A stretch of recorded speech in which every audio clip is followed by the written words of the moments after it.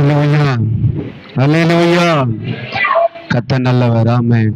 ஒரு நிமிஷம் தேவன் நம்மோடு பேசும்படி எல்லாரும் கண்களை மூடி தேவன் நம்மோடு பேசட்டும். ஐயா, இன்றைக்கு நீர் எங்களோடு என்ன பேச சித்தமா இருக்கிறீரோ தேவனே, நீர் எங்களோடு பேசும் ஐயா, நீர் எங்களோடு பேசும் ஆண்டவரே. உங்க சத்தத்தை நாங்க கேட்கட்டும், ஆண்டவரே. நீர் எங்களோடு நீர் பேசிதான் ஆகணும். மனுஷனுடைய சத்தத்தை நாங்கள் கேட்க வரல, உம்முடைய சத்தத்தை நாங்கள் கேட்க வந்திருக்கிறோம். நீர் எங்களோடு பேசும் ஐயா. ஹல்லேலூயா. எங்களோடு பேசுங்க, எல்லாரும் கேளுங்க. எங்களோடு நீர் பேசும் ஆண்டவரே. ஐயா, இன்றைக்கு வர வேண்டிய மனுஷனை தடுத்து இன்றைக்கு வேறொரு மனுஷனை நீர் கொண்டு வந்திருக்கிறீரானா, உம்முடைய திட்டத்தை எங்களுக்கு நீர் இன்றைக்கு வெளிப்படுத்தி காண்பியும் ஆண்டவரே. உம்முடைய திட்டத்தை எங்களுக்கு இன்றைக்கு வெளிப்படுத்தி காண்பியும் ஆண்டவரே.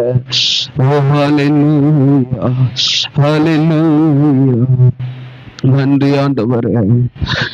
யாக்கோபின் தேவன் என் தேவன், எனக்கென்றும் துணையவரே, என்னாலும் நடத்துவாரே. யாக்கோபின் தேவன் என் தேவன், எனக்கென்றும் துணையவரே, என்னாலும் நடத்துவாரே. ஏதும் இல்லை என்ற கவலை இல்லை, துணையாளர் என்னை விட்டு விலகவில்லை. ஏதும் இல்லை என்ற கவலை இல்லை, துணையாளர் என்னை விட்டு விலகவில்லை. சொன்னதை செய்திடும் தகப்பனவர், சொன்னதை செய்திடும் தகப்பனவர், நம்புகிறேன் இறுதி வரை, நம்புகிறேன் இறுதி வரை, நம்புகிறேன் இறுதி வரை, நம்புகிறேன் இறுதி வரை. யாக்கோபின் தேவன் என் தேவன், எனக்கென்றும் துணையவரே, என்னாலும் நடத்துவாரே. யாக்கோபின் தேவன் என் தேவன், எனக்கென்றும் துணையவரே, என்னாலும் நடத்துவாரே. என் வீட்டத்தில் நான் தனிமையில்லை, நேசித்தவர் என்னை வெறுக்கவில்லை. என் வீட்டத்தில் நான் தனிமையில்லை, நேசித்தவர் என்னை வெறுக்கவில்லை. தகப்பன் வீட்டில் கொண்டு சேர்த்திடுவார், தகப்பன் வீட்டில் கொண்டு சேர்த்திடுவார். நம்புகிறேன் இறுதி வரை, நம்புகிறேன் இறுதி வரை, நம்புகிறேன் இறுதி வரை, நம்புகிறேன் இறுதி வரை. யாக்கோபின் தேவன் என் தேவன், எனக்கென்றும் துணையவரே, என்னாலும் நடத்துவாரே. யாக்கோபின் தேவன் என் தேவன், எனக்கென்றும் துணையவரே, என்னாலும் நடத்துவாரே. நன்றி ஆண்டவரே, நீர் எங்கள் துணையாய் இருக்கிறார் ஆண்டவரே. எங்கள் ஓட்டத்தில் நாங்கள் தனிமையும் நேசித்தவர் எங்களை விட்டு விலகல. நாங்கள் எவ்வளவுதான் உண்மை விட்டு தூரம் பிரிந்தாலும், எவ்வளவு தூரம் உண்மை விட்டு விலகி போனாலும், எங்களை விட்டு விலகாதவர், எங்களை கைவிடாதவர், எங்களை கரம் பிடித்தவர், இந்நாள் மட்டும் நடத்த போதுமானவர். நீர் எங்களுக்கு துணையாய் இருக்கிறார் ஆண்டவரே. நம்பினவர்கள் விலகினாலும், நேசித்தவர்கள் எங்களை ஒதுக்கினாலும், பலர் எங்களை தள்ளினாலும், எங்களை தள்ளாத நேச நீர் எங்களோடு இருக்கிறீர் ஆண்டவரே. நீர் எங்களோடு இருக்கிறீர். எங்களுக்கு வாக்கு பண்ணினவர் ஐயா, எங்களை நடத்த போதுமானவராய் இருக்கிறீர். நான் உன்னை விட்டு விலகுவதும் அல்ல, உன்னை கைவிடுவதும் இல்லை என்று சொன்னவர் இந்நாள் மட்டும் நடத்திருக்கிறீர். உம்முடைய தயவுக்கு நன்றி ஆண்டவரே. அன்றைக்கு காதேஷ் வனாந்தரங்களை அதிர பண்ணினவர், உம்முடைய சத்தம் அது கேதுரு மரங்களை முறிக்க செய்யும்.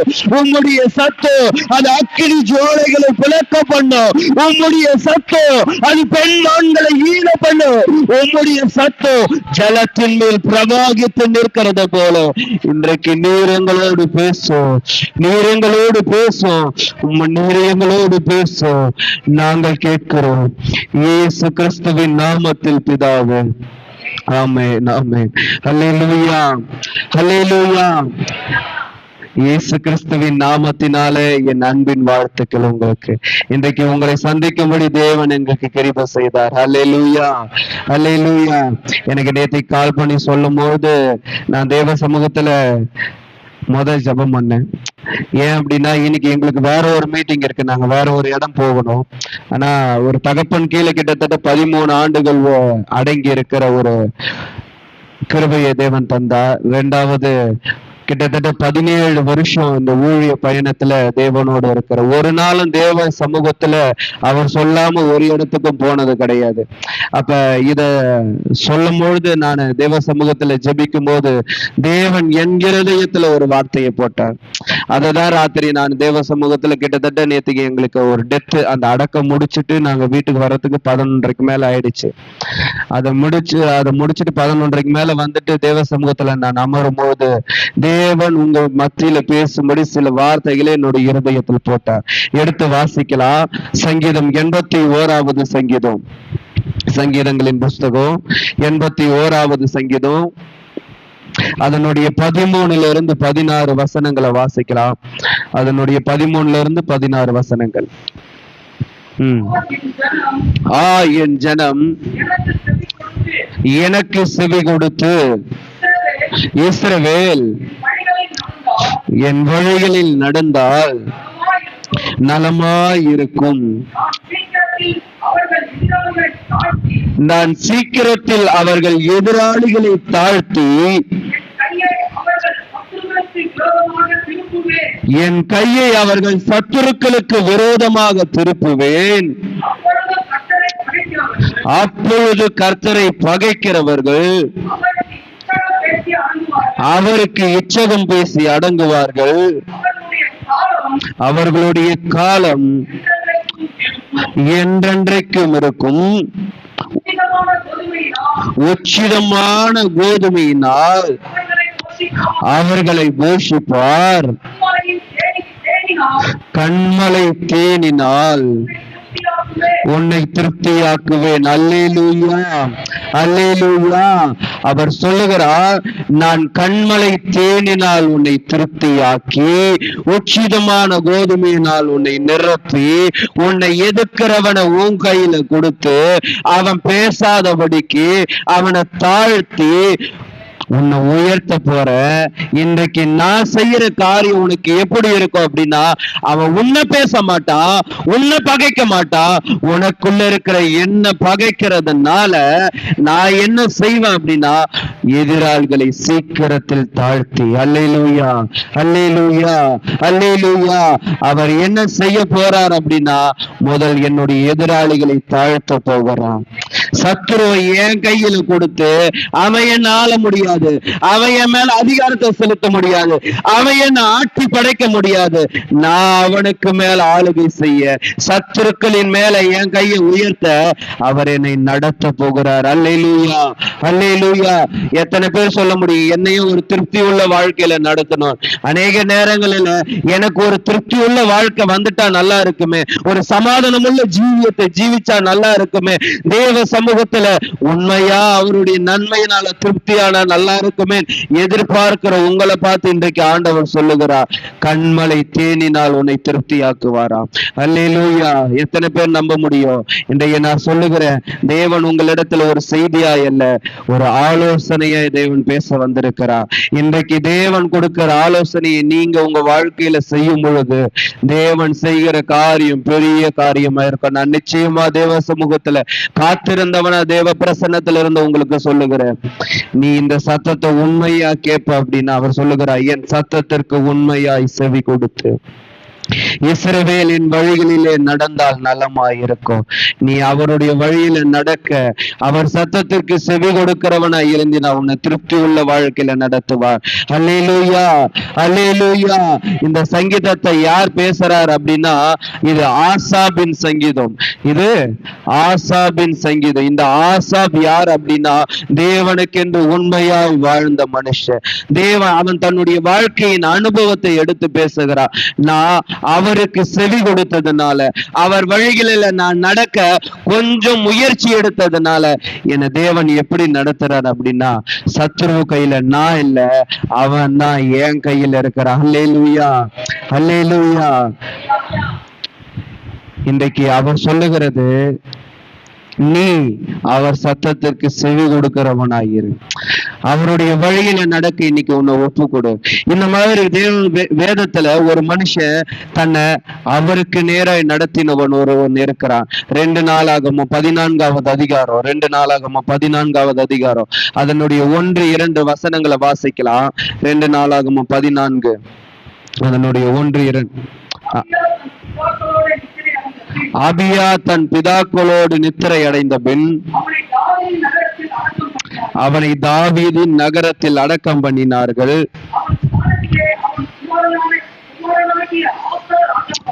அவன் ஸ்தானத்திலே அவன் குமாரனாகிய ஆசா ராஜாவானான். இவனுடைய நாட்களில் தேசம் 10 வருஷம் மட்டும் அமெரிக்கா இருந்தது. 15வது அதிகாரம் 19வது வசனத்தை வாசிங்க. 15-19.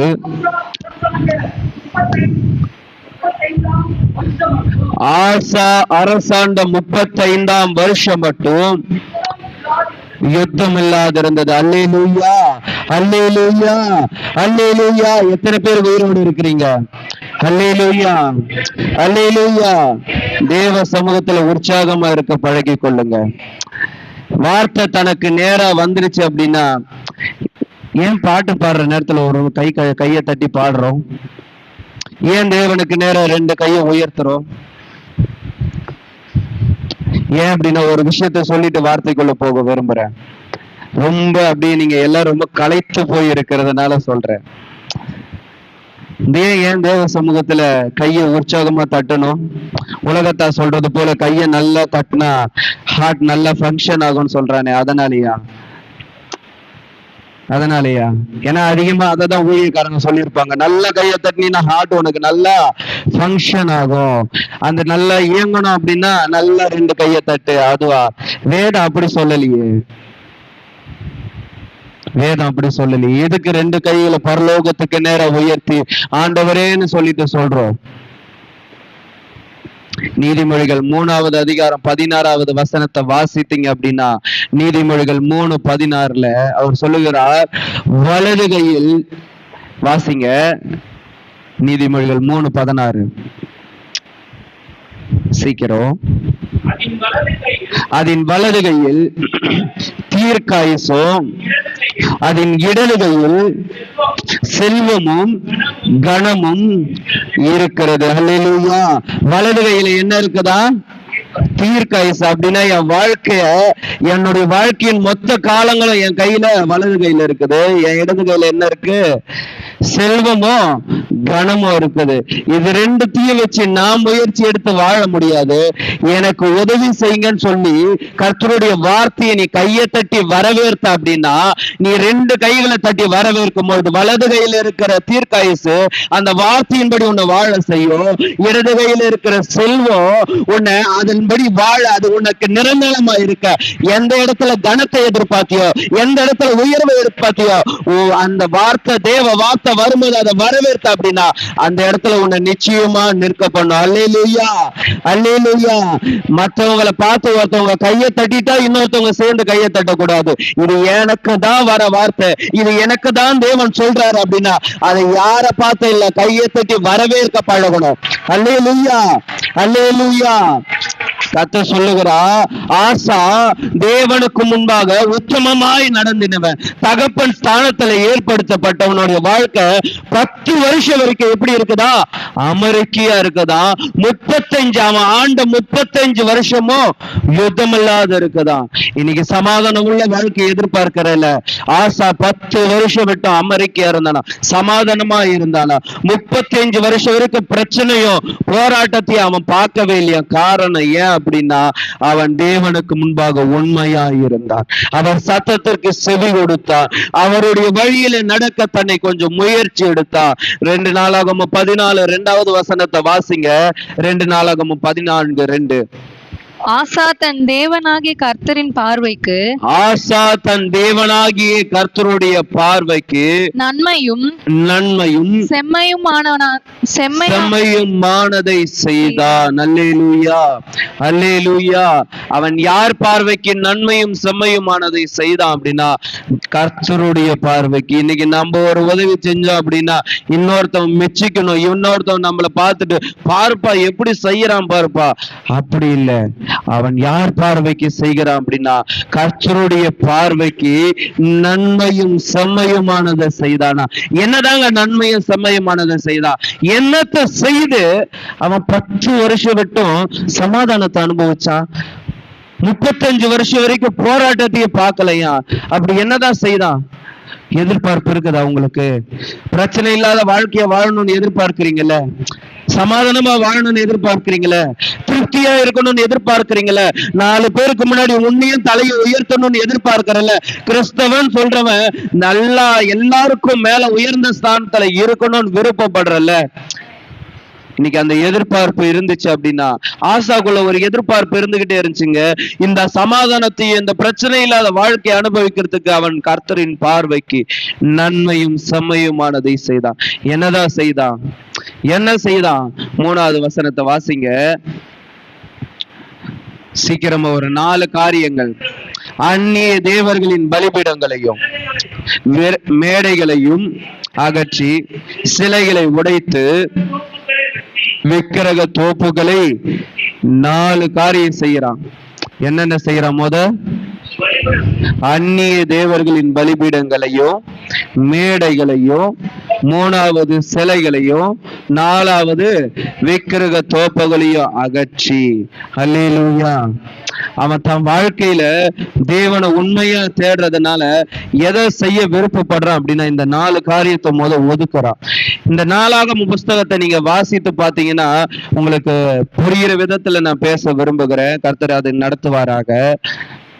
இந்த 4ஆகம புஸ்தகம், ஒரு ராஜா எழும்புவான், இன்னொரு ராஜா கர்த்தருக்கு நேரா நடத்துவான், இன்னொருத்தன் எழும்புனா அப்படியே கர்த்தரை விட்டு விலகி போவான். இதுவே மாறி மாறி வருகிற நேரம்.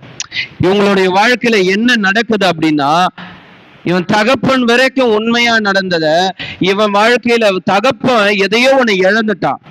அவன் உண்மையாதான் இருந்தான், ஆனா எதையோ ஒண்ணு செய்யாததுனால சமாதானத்தையும் அனுபவிக்க முடியல. பிரச்சனையே பார்த்துட்டு என் தகப்பன் போயிட்டானே, அந்த ஸ்தானத்துல என்ன தேவன் வச்சிருக்கிறதுனால நான் வந்துட்டு என்ன பண்ணணும் அப்படின்னா, எங்க தகப்பன் அனுபவிக்காத சமாதானத்தை, என் தகப்பன் அனுபவிக்காத அந்த சமாதானம் உள்ள ஜீவியத்தை, போராட்டம் இல்லாத அந்த வாழ்க்கைய வாழணும்னு ஆசைப்படுறாங்க. அல்லேலூயா, அல்லேலூயா. அவன் வாழ ஆசைப்படுறதுக்கு முதல் 4 காரியங்கள் செய்கிறான். என்ன?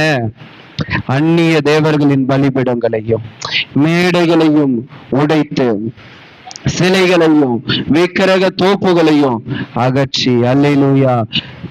அந்நிய தேவர்களின் பலிபீடம் அப்படின்னா அது மனித ஆராதனையை குறிக்கிறது. அப்படின்னா பலிபீடம் என்ன செய்யும் அப்படின்னா இங்க இருக்கிற பொருளை அப்படி எடுத்து காண்பிக்கும். பலிபீடம் என்ன செய்யும்?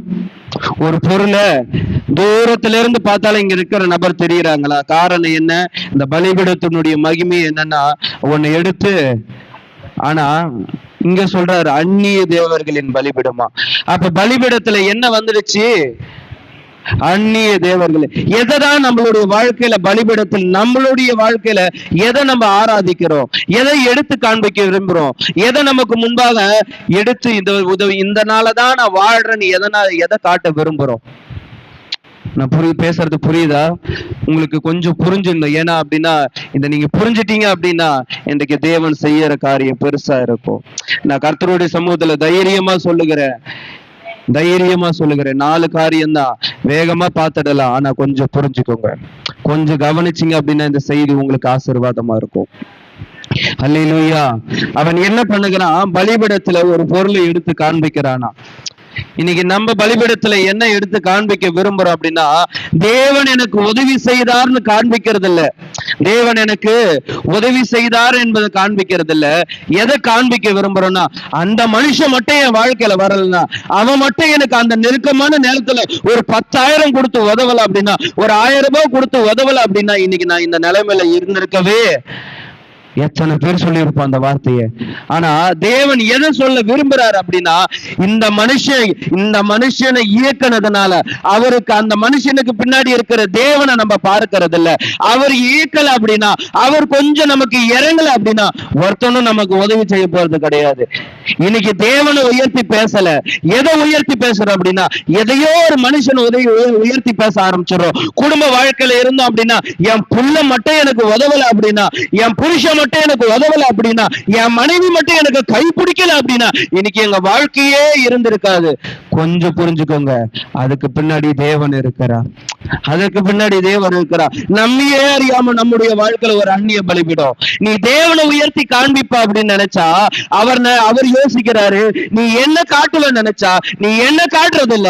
இன்னைக்கு நீ உனக்கு உதவி செய்யறவனையும் உனக்கு துணையான இருக்கிறவனையும் உனக்கு இடுக்கத்துல வந்து நின்னவனையும் தான் பாக்குறிய கண்ணி. அதுக்கு பின்னாடி நான் இருக்கிறேன்னு என்ன நீ கவனிக்கிறதே இல்ல. அல்லேலூயா, அல்லேலூயா. அவர் சொல்லுகிறார், முதல் எடுத்தோனையுமே ஆசா தன்னுடைய வாழ்க்கையில எதை ஒதுக்கணும்னு நினைக்கிறார்னா, எது வேண்டான்னு விரும்புறோம் நான் நினைக்கிறார்னா, மனுஷன் எனக்கு இல்ல, என் ஆண்டவர் தான் எனக்கு உதவியா இருக்கிறார், என் ஆண்டவர் தான் எனக்கு துணையா இருக்கிறார், என் ஆண்டவர் தான் எனக்கு எல்லாத்துக்கும் போதுமானவரா இருக்கிறார். நான் சொல்லுகிறேன், நீ எதை அடையாளம் காட்ட தொடங்குறியோ, எதை கொஞ்சம் உயர்த்தி இப்படி காட்ட தொடங்குறியோ அதனுடைய பலனை அனுபவிக்க மாட்டேன். புருஷன் சொன்னா அவனால நீ நன்மையை பார்க்கவே முடியாது. புள்ளன்னு சொன்னா உன் பிள்ளையால நன்மையை பார்க்கவே முடியாது. வளர்த்த கழா மாறல பாயதான் செய்யும், எட்டி உதைக்கத்தான் செய்யும். ஆனா அவர் சொல்லுகிறார், முதல் அந்நிய தேவர்களின் பலிபீடங்களை அகற்றி. நியாயாதிபதிகள் 10வது அதிகாரம் 16வது வசனத்தை வாசிங்க. நியாயாதிபதிகள் 10:16.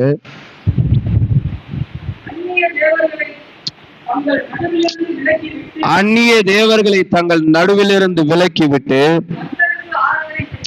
கர்த்தருக்கு ஆராதனை செய்தார்கள். அல்லேலூயா. அந்த அதிகாரத்தை நீங்க வீட்டுல வாசித்து பார்த்தீங்கன்னா, அந்நிய தேவர்களுடைய பலிபீடம் ஒருவனுடைய வாழ்க்கையில வருது அப்படின்னா அது என்ன முதல் செய்யும் அப்படின்னா தேவன் செய்த நன்மையை மறந்து போக பண்ணும். மறந்து போக பண்ணும். 2வது, மற்றவர்களிடத்துல உதவி கேட்க வைக்கும். 3வது, நீ தனிமரமா நிற்க செஞ்சிடும். உன்னை தனிமரமாக்கிடும், தனிமையாயிடுவேன். அந்நிய தேவர்களின் பலிபீடம் உங்களுடைய வாழ்க்கையில வந்ததுனால நீங்க அந்த அதிகாரம் முழுவதையும் நீங்க வாசித்து பாத்தீங்கன்னா உங்களுக்கு தெரியும். அது வந்ததுனால தேவன் செய்ததை மறந்து போயிட்டாங்க. இன்னைக்கு நீ சொல்ற உன் புருஷன் உதவனா, உன் பிள்ளை உதவனா, என் மச்சனை உதவனா, என் மாமியார் உதவுனாங்க, உனக்கு சொந்தத்துல யாரோ ஒருத்தர் உதவிட்டான், அவனை பெருசா பேசுற. இவங்கெல்லாம் உனக்கு முன்னாடி வர்றதுக்கு முன்னாடி உன் வாழ்க்கையில ஒரு ஆண்டவர்னு ஒருத்தர் வந்தார்ல, உன் ஆரம்ப நாட்களில உன்னை தேவன் முதல்ல சந்திக்கும் போது உன்னை எப்படி கை தூக்கி நிறுத்தினாரு, 4 பேருக்கு முன்னாடி உன்னை எப்படி நிறுத்தினாரு, அந்த நாட்களை நினைக்கிறது இல்ல. அததான் சொல்றேன், பலிபீடம் வந்துருச்சு அப்படின்னா தேவன் செய்த நன்மையே உன்னை மறக்க பண்ணிடும். தேவன் அன்னைக்கு உன்னை கை தூக்கல அப்படின்னா இன்னைக்கு 4 பேர் உன்கிட்ட வந்திருக்க மாட்டா.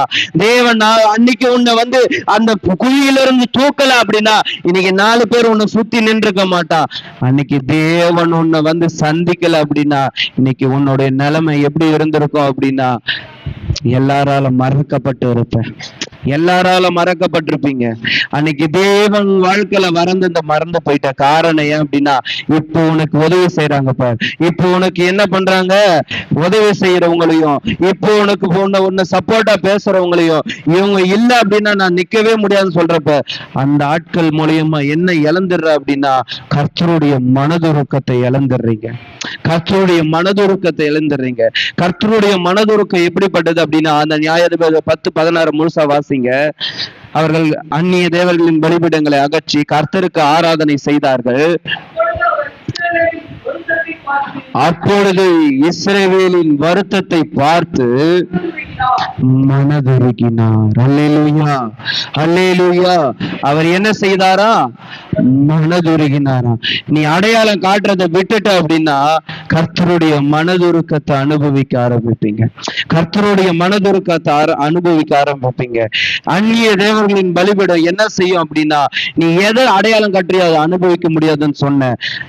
1 சாமுவேல் 2வது அதிகாரம் 5வது வசனத்தை வாசிங்க. 1 சாமுவேல் 2:5. திருப்தியாய் இருந்தவள்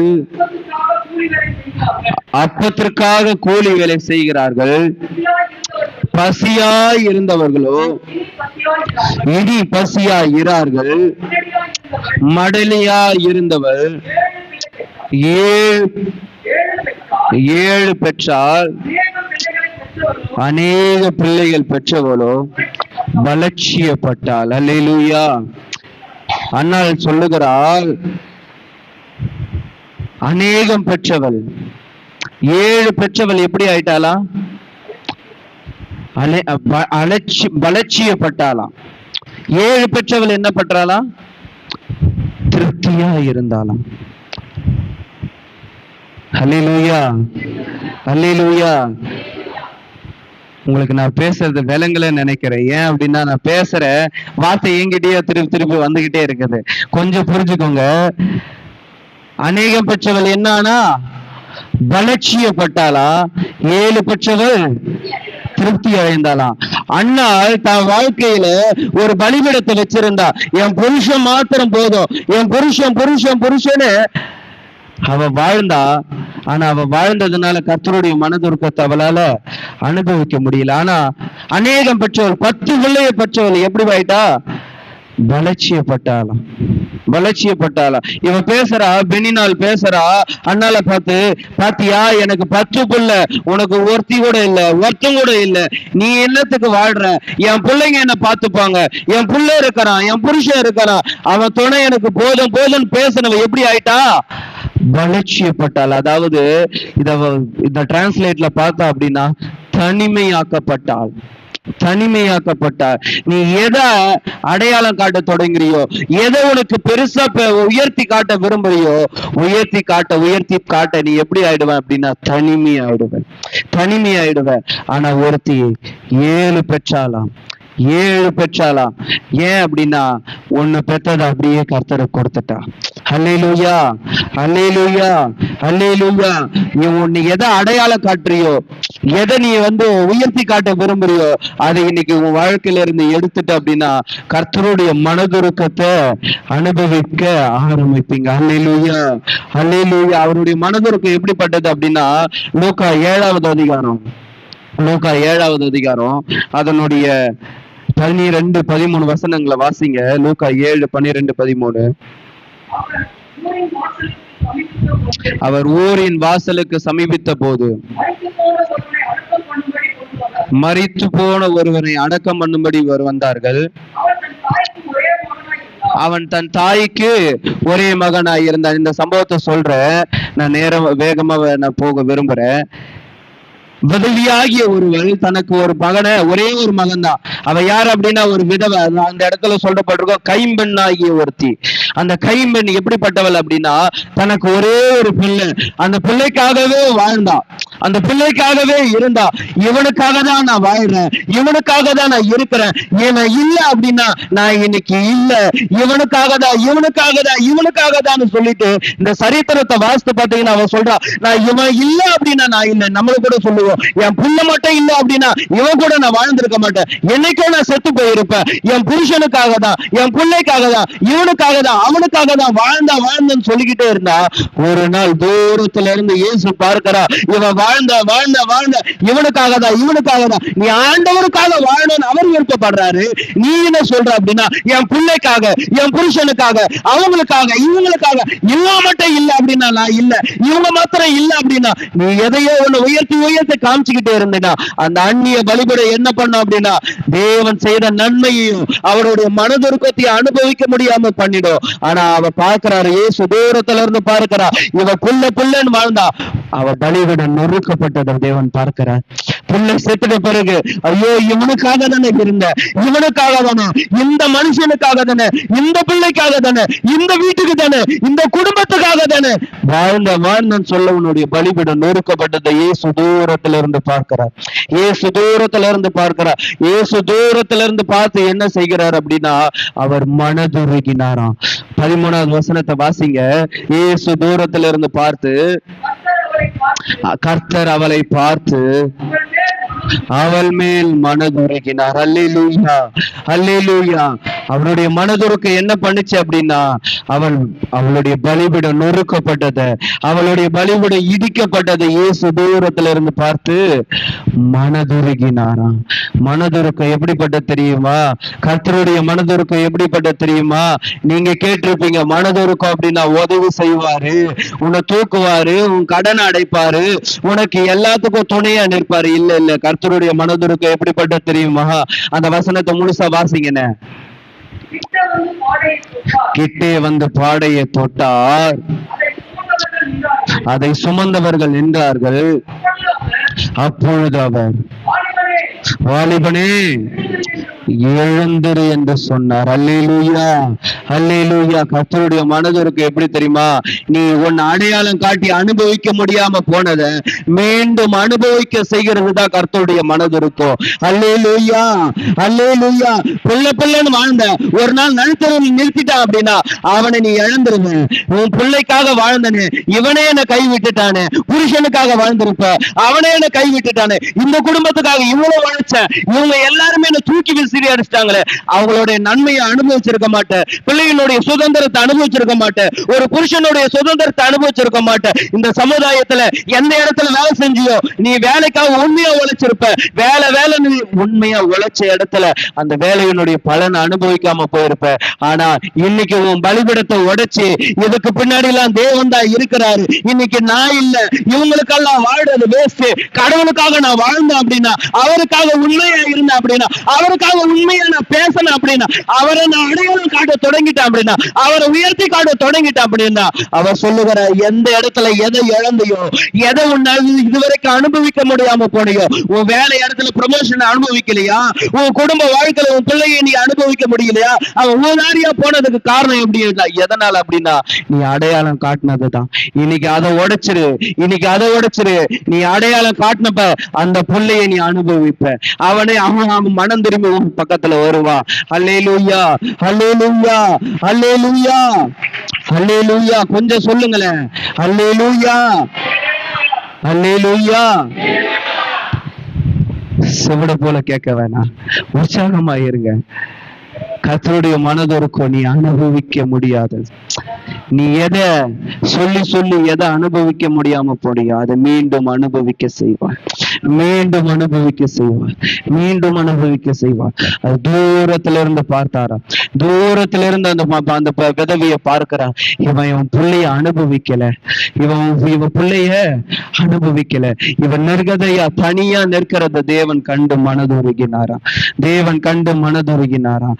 அல்லேலூயா.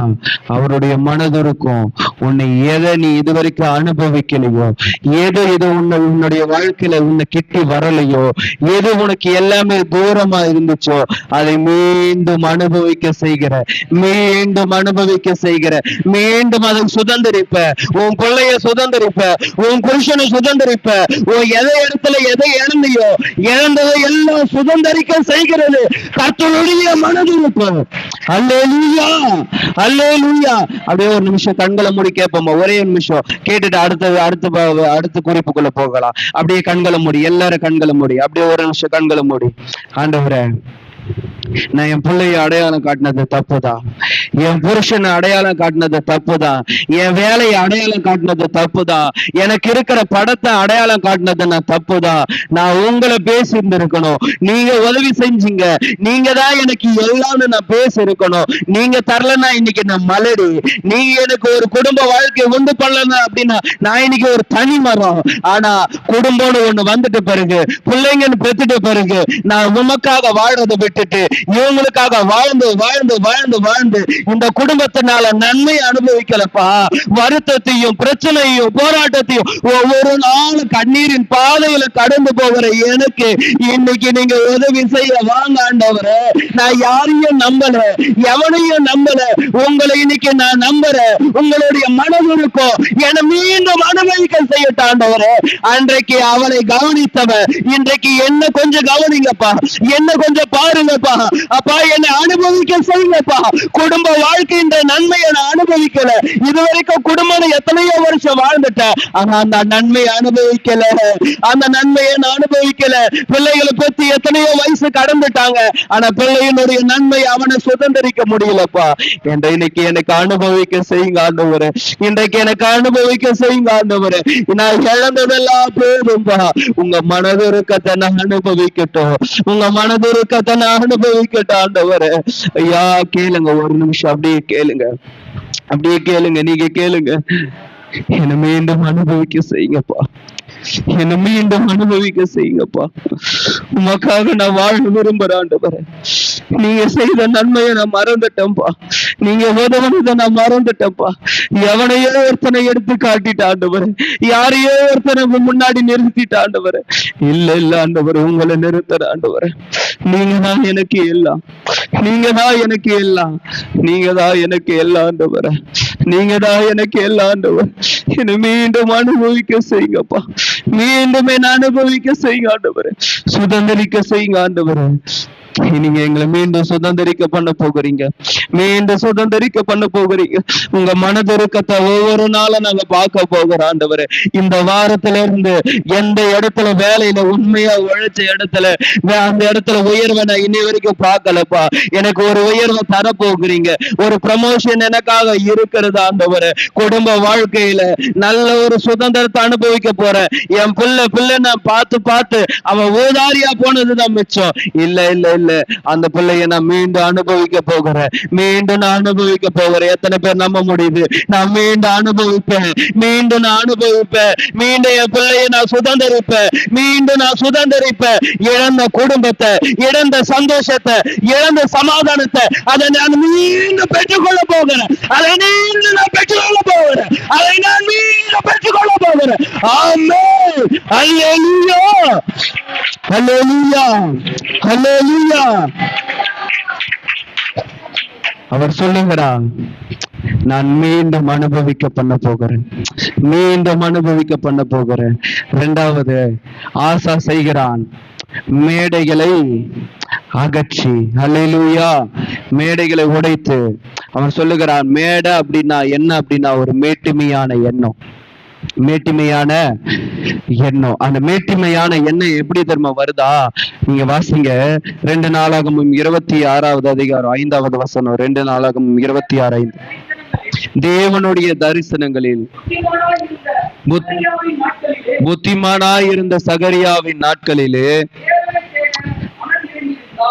தேவனை தேட மனதிணங்கி இருந்தான். யார் அப்படின்னா, புத்திமானாய் நடந்த சகரியாவின் நாட்களில அவன் மகன் அந்த இடத்துல வரான். இங்கேயும் அடுத்த ஒரு ஸ்தானத்துல இன்னொருத்தன் எழும்புறான்.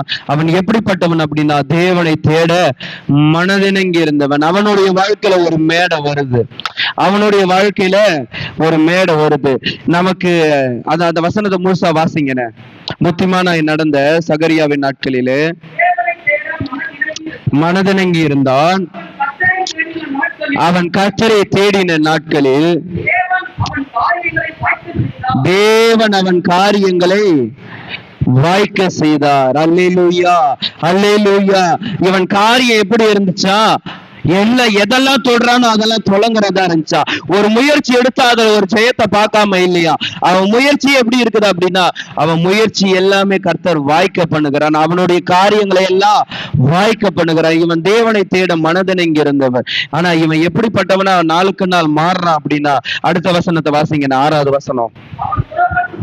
அவன் புறப்பட்டு பெலிஸ்தியரோட யுத்தம் பண்ணி காத்தின் அலங்கத்தையும் எப்னேயின் அலங்கத்தையும் அஸ்னோத்தின் அலங்கத்தையும் இடித்து போட்டு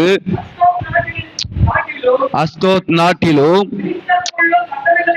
பெலிஸ்தியருக்குள்ளே பட்டணங்களை கட்டினார். 7வது வசனம்.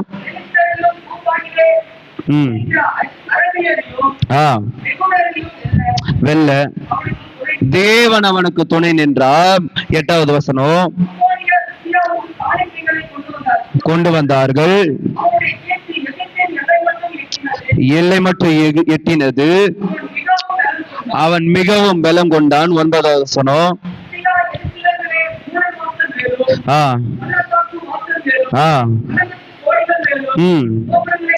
கோபுரங்களை கட்டி அவைகளை பலப்படுத்தினான். இவன் தேவனை தேடின நாட்கள்ல இவனுடைய காரியம் எப்படி வாய்க்குது அப்படின்னா, முதல் அவன் பட்டணங்களை கட்டுகிறான். 2வது தேவனே அவனுக்கு துணை நிற்கிறான். 3வது அவனுடைய கீர்த்தி தேசத்தின் எல்லை விட்டு எட்டுகிறது. அவன் மிகவும் பலம் கொள்றான். ஒரு பட்டணத்துக்கே பெரிய பாதுகாப்பு உண்டு பண்றான். ஒரு பட்டணத்தை கட்டுற, நம்ம வீட்டை கட்டவே முடியலங்க. ஒரு சின்னதா ஒரு 10க்கு 10 இடத்தையே கட்ட முடியல. ஆனா இவன் தேவனை தேடின நாட்கள்ல இவன் தேவனை தேட மனதிணங்கி இருந்தானா? மனதிணங்கி அப்படின்னா அவர் எப்படிலாம் கொண்டு போறாரோ அந்த கொண்டு போகிற வேகத்துக்கு அவர் எப்படிலாம் இணங்க பண்ணுகிறாரோ.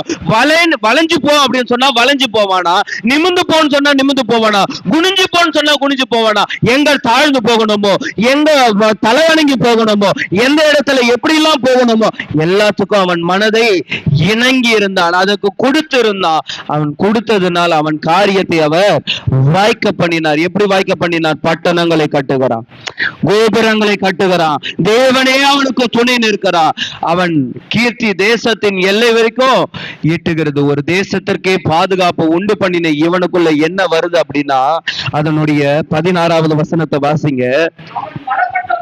அவன் பலப்பட்ட போது, அவன் அவன் பலப்பட்ட போது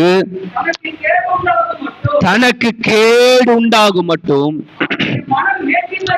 அவனுடைய மனம் மேற்றுமையாகி. அல்லேலூயா, அல்லேலூயா, அல்லேலூயா. அவன் மனம் மேட்டிமை. எப்ப மேட்டிமை வருதா? அவன் பலப்பட்ட போது, அவன் உறுதியாய் நின்ற போது, அவன் எல்லாத்தையும் செய்துட்ட பிறகு அவனுடைய மனசு என்ன ஆயிடுச்சு? மேட்டிமை அடிச்சான். இன்னைக்கு கொஞ்சம் பாட தெரிஞ்சிட்டா கொஞ்சம் போதும், கொஞ்சம் வசனத்தை நல்லா சரளமா படிக்க தெரிஞ்சிட்டா போதும், இல்ல நல்லா பேசக்கூடிய ஞானம் வந்துட்டா போதும். என்ன மாதிரி யார் பேசுவா தெரியுமா? என் கூட பேச்சுக்கு பேச்சு நீ வரியா? என் கூட நின்னு பேச முடியுமா உன்னால?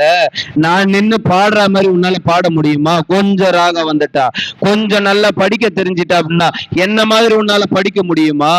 எத்தனை பேருக்குள்ள நமக்கே அறியாம நமக்குள்ள ஒரு மேட்டிமை இருக்குது.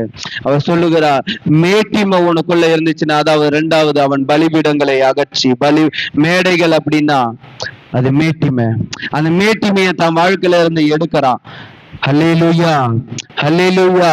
மேட்டிமை ஒருவனுடைய வாழ்க்கையிலிருந்து எடுபடுமே, ஆனால் மேட்டிமையான எண்ணங்களை அவன் எடுத்து போட்டான் அப்படின்னா அவனுடைய காரியங்கள் எல்லாம் வாய்க்கப்படும். இன்னைக்கு என் காரியம் எல்லாம் ஏன் வாய்க்கல அப்படின்னா, நான் முயற்சி எடுக்கிறேன், 10 ரூபாய் வச்சு முயற்சி எடுக்கலான்னு ஒரு ரூபாய் சேர்க்கிறேன், 1 ரூபாய் சேர்த்தோன்னு எனக்கு 10 ரூபாய் நட்டமா தான் முடியுது. காரணம் ஏன் என் காரியம் மட்டும் வாய்க்காம போகுது? என் முயற்சிக்கு மட்டும் ஏன் தோல்வியை வந்துகிட்டு இருக்குது? என்னுடைய பிரயாசங்கள் எல்லாம் ஏன் விருதாவே போய்கிட்டு இருக்குது? காரணம் ஏன் அப்படின்னா, என்னையே அறியாம ஒரு மேட்டிமை. நீ முயற்சி எடுக்கும் போதே எப்படி எடுக்கிற தெரியுமா? ஒரு 10 ரூபாய் சேர்க்கும் போது எப்படி சேர்க்கிற தெரியுமா? ஒரு யோசனையை கொண்டு வரும் போது இதை செய்யலாம் முயற்சி எடுக்கிற, ஒரு வியாபாரம் பண்ணலாம், ஒரு சின்னதா ஒரு இடத்துல ஒரு முயற்சி எடுத்து ஒரு கடையை வைக்கலாம், எதையோ ஒண்ணு செய்யலாம் முயற்சி எடுக்கிற, அந்த முயற்சி எப்படி இருக்குன்னா மேட்டிமையா இருக்குது. ஹல்லேலூயா, ஹல்லேலூயா. அதனாலதான் உன் முயற்சி எல்லாமே ஒரு தோல்வியை பார்த்துக்கிட்டே இருக்கிற, உன் பிரயாசம் எல்லாம் விருதாக போய்கிட்டே இருக்குது. ஆனா இவனுடைய நாட்கள் எப்படி இருக்குது அப்படின்னா, நான் மேட்டிமையானது போது, அவன் பலப்பட்ட போது அவன் மனம் மேட்டிமையாகி, மேட்டிமையான எண்ணம் வேணாங்க. கொஞ்சம் பெருமை வேணவே வேணாம். மேட்டிமை அப்படின்னா பெருமை தான். பெருமையான பேச்சு வேணவே வேணாம்.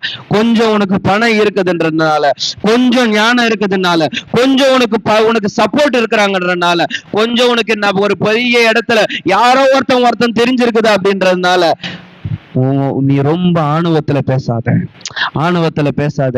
இன்னைக்கு ஏதோ ஒண்ணு பேசிக்கிட்டே இருக்கிறீங்க, உங்களை அறியாமே உங்களுடைய இருதயம் மேட்டிமை ஆகிக்கிட்டே இருக்குது. இவன் நல்ல தேவனை தேடினவன் தானே, இவன் நல்ல தேவனுக்காக செயல்பட்டவன் தானே, ஆனா இவனுடைய மனம் மேட்டிமையாகி, மேட்டிமை வந்துடுச்சுன்னா உன் காரியம் எதுவுமே வாய்க்காது. ஹல்லேலூயா, ஹல்லேலூயா. அவன் காரியம் வாய்த்ததுக்கு காரணம் என்ன அப்படின்னா, மேட்டிமையை எல்லாத்தையும் தூக்கி போடுறான். ஆசாவுனுடைய நாட்கள், அவன் காரியம், அவன் தொட்ட ஒரு முயற்சி எடுக்கிறாங்க, பணமே இல்லாம முயற்சி எடுத்தாலும் அவன் காரியம் வாய்ச்சிச்சுங்க.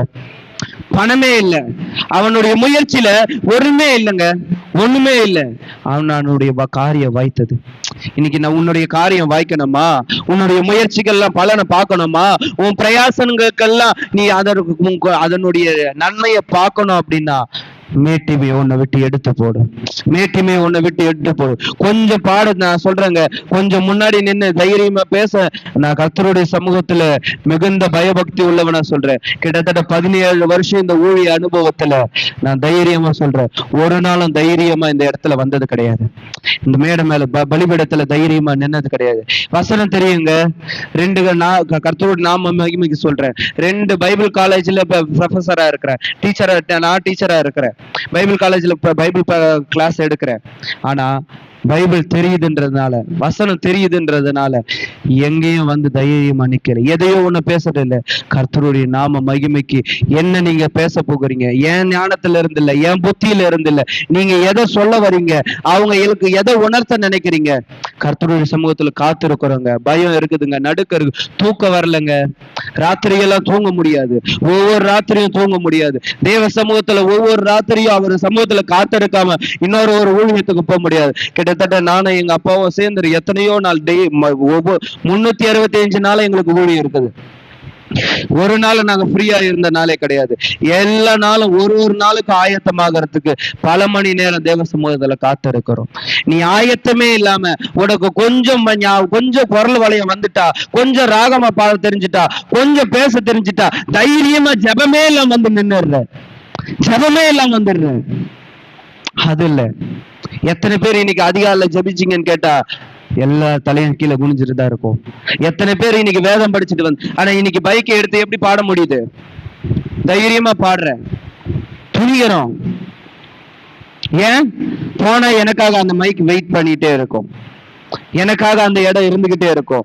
என் இடத்துல எவனும் உட்கார முடியாது, நான் உட்கார இடத்துல உட்காந்துட்டா பிரச்சனை. நான் தானே எப்பயுமே உட்காடுறேன், அந்த இடம் காலியா தான் இருந்துகிட்டே இருக்கும். மேட்டிமை.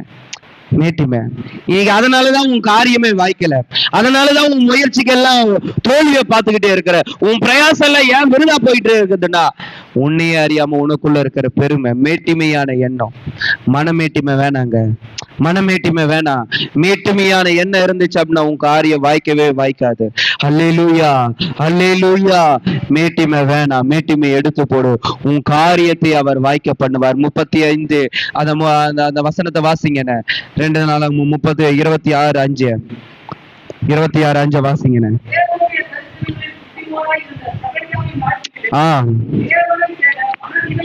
அவன் தேவனை தேட மனதில் இங்கிருந்தான். அவன் கர்த்தரை தேடின நாட்களில் அவன் காரியங்களை வாய்க்க செய்தார். மனமேட்டிமை உள்ளவனா இருக்காத. உன் காரியம் வாய்க்கணும். மேட்டிமையான உன்னுடைய புயம் எப்படிப்பட்டதா இருக்கும் தெரியுமா? மனமேட்டிமை இருக்கிறவன் எப்படி தெரியுமா? ஒரு மரத்தை வெட்டினா வளர்ந்துருங்க. ஒரு மரத்தை வெட்டினா வளர்ந்துரும். முறிச்சிட்டா, மரத்தை முறிச்சிட்டா, முறிச்ச மரத்தை பார்த்திருக்கியா? மேட்டிமையானவனுடைய புயம் எப்படி முறியும் தெரியுமா? யோபு 38வது அதிகாரம் 15வது வசனத்தை வாசிங்க. 38:15. யோபு 38:15.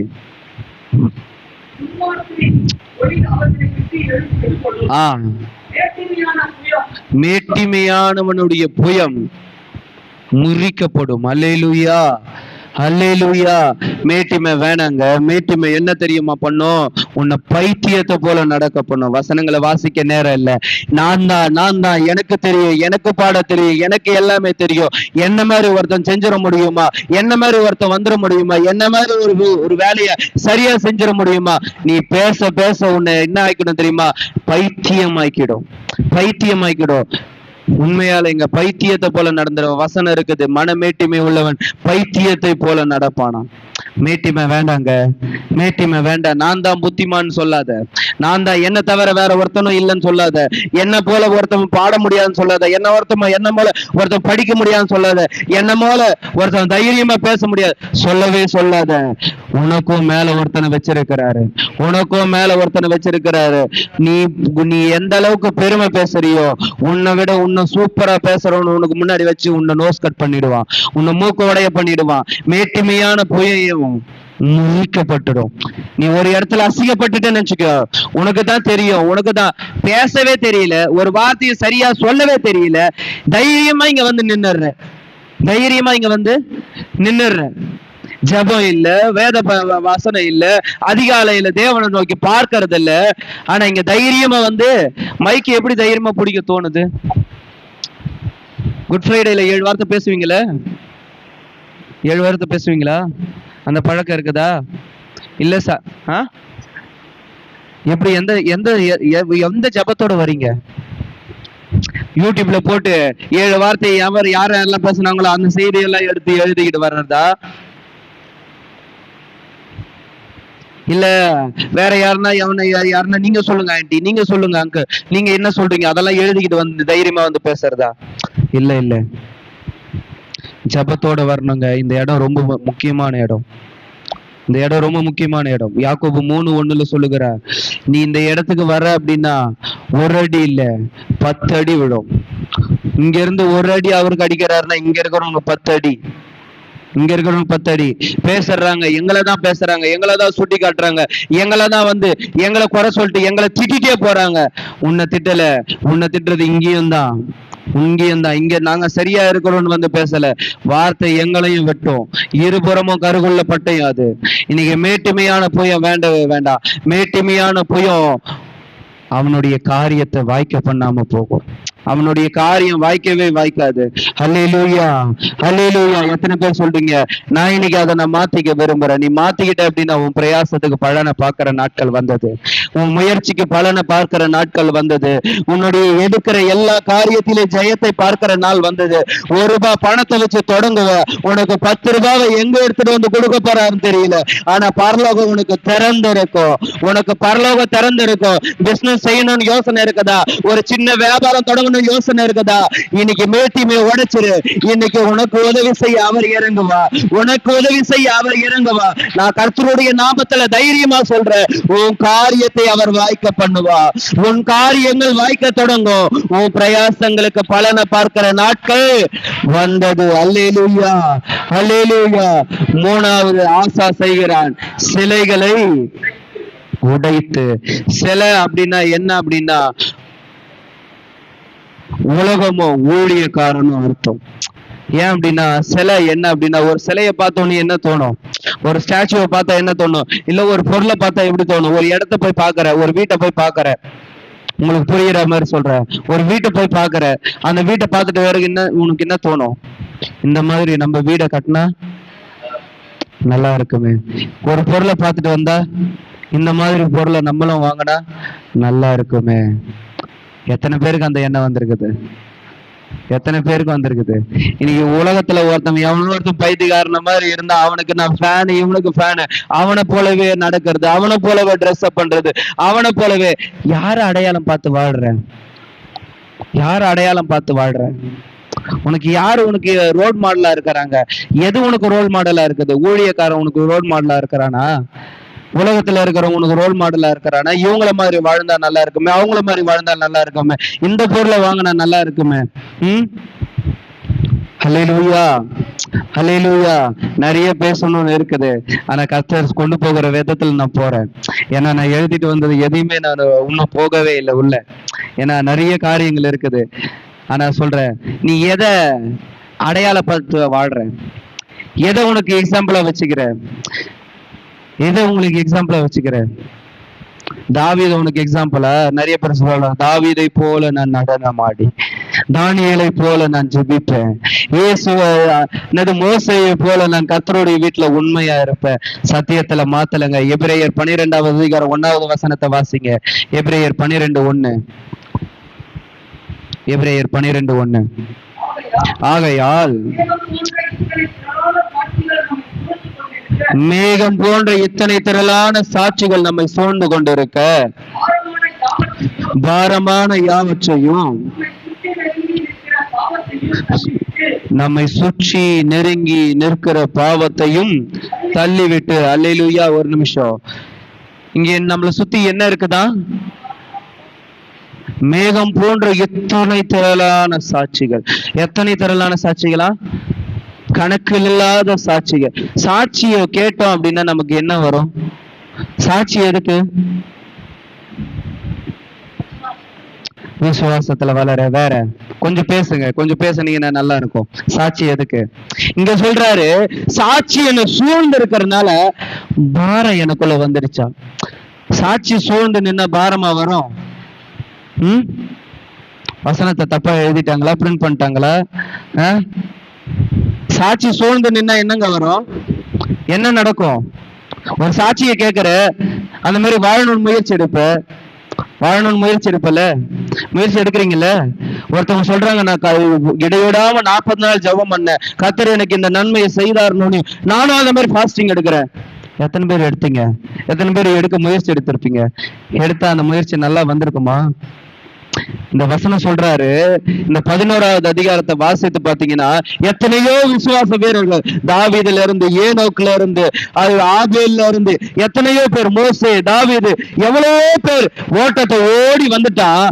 ஓட்டத்தை ஓடி வந்து எனக்கு இத்தனை ஓட்டம் சுத்தி இருக்குது, இத்தனை சாட்சி எனக்கு இருக்குது. இந்த சாட்சியின்படி என்னால வாழ முடியாது. மோசையை போல வாழணும்னு நினைச்சா உன்னால வாழ முடியாது. மோசையை போல வாழணும்னு நினைச்சா உன்னால வாழ முடியாது. தாவீதை போல இருக்கணும்னு நினைச்சா உன்னால இருக்க முடியாது. ஏன் சொல்றாரு அப்படின்னா, இவங்கள மாதிரி இருக்கணும்னு முயற்சி எடுக்க ஆரம்பிச்சேன்னு வச்சுக்கீங்க, அவங்கள மாதிரி ஒரு 10 நாள் ஃபாஸ்டிங் எடுக்கணும்னு நினைச்ச, அவங்களுக்கு கர்த்தருடைய சித்தமா இருக்கும், அது தேவனுடைய நடத்துதலா இருக்கும். அவங்கள மாதிரி நீ இருக்குன்னா 2வது நாளே இப்போ ஒண்ணு இல்லாம போயிடுவேன், சோர்ந்து போயிடுவேன். சாட்சி ஒருத்தனுக்கு எதுக்கு தெரியுமா? உன்னை ஆண்டவர் எப்படி வைக்கணும், உன்னை வித்தியாசமா காட்டணும்னு நினைக்கிறாருங்க. உன்னை வித்தியாசமா காட்டணும்னு நினைக்கிறாரு. அவர் சொல்லுகிறார், மேகம் போன்ற இத்தனை திரளான சாட்சிகள் என்னை சூழ்ந்து கொண்டிருக்க, பாரமான யாவற்றையோ. அப்படி என்னால வாழ முடியலன்ற, என்னாலயும் இவங்கள மாதிரி உபவாசம் எடுக்க முடியல, இவங்கள மாதிரி என்னால பல மணி நேரம் முழங்கால் பட்டிட்டு ஜெபிக்க முடியல, இவங்கள மாதிரி என்னால வாழ முடியலன்னு உனக்குள்ள பாரம் வர ஆரம்பிக்கும். பாரம் உனக்கு நாளுக்கு நாள் பாவமாக்கும். பாவம் உன்னை நெருக்கி என்ன பண்ணணும்? கீழேயே தள்ளிடும். யார மாதிரி வாழ நினைக்காது. அவர் சொல்லுகிறார், எல்லாம் கீழே தள்ளி. வசனத்தை வாசிங்கன. விசுவாசத்தை துவக்குகிறவரும் முடிக்கிறவருமாய் இருக்கிற இயேசுவை நோக்கி ஓட்டத்தை பொறுமையா ஓட கடவோம். அவர் சொல்லுகிறார், உன் வாழ்க்கையில ஒரு விசுவாசத்தை துவக்கணும்னு இருக்கிற, உன் வாழ்க்கையில ஒரு விசுவாசத்தை துவக்கி முடிக்கணும்னு நான் விரும்புறேன். உன்னை எப்படி காட்டணும்னு விரும்புறேன்னு நினைக்கிறேன்னா, நீ தாவீத பாக்குற, மோசைய பாக்குற, எவனையோ ஒருத்தனை பாக்குற, அவனை மாதிரி நீ இருக்காத. அவனை காட்டிலும் உன்னை விசேஷமா வைக்கணும்னு நான் விரும்புறேன். உன்னை விசேஷமா விரும்பணும்னு நான் விரும்புறேன்.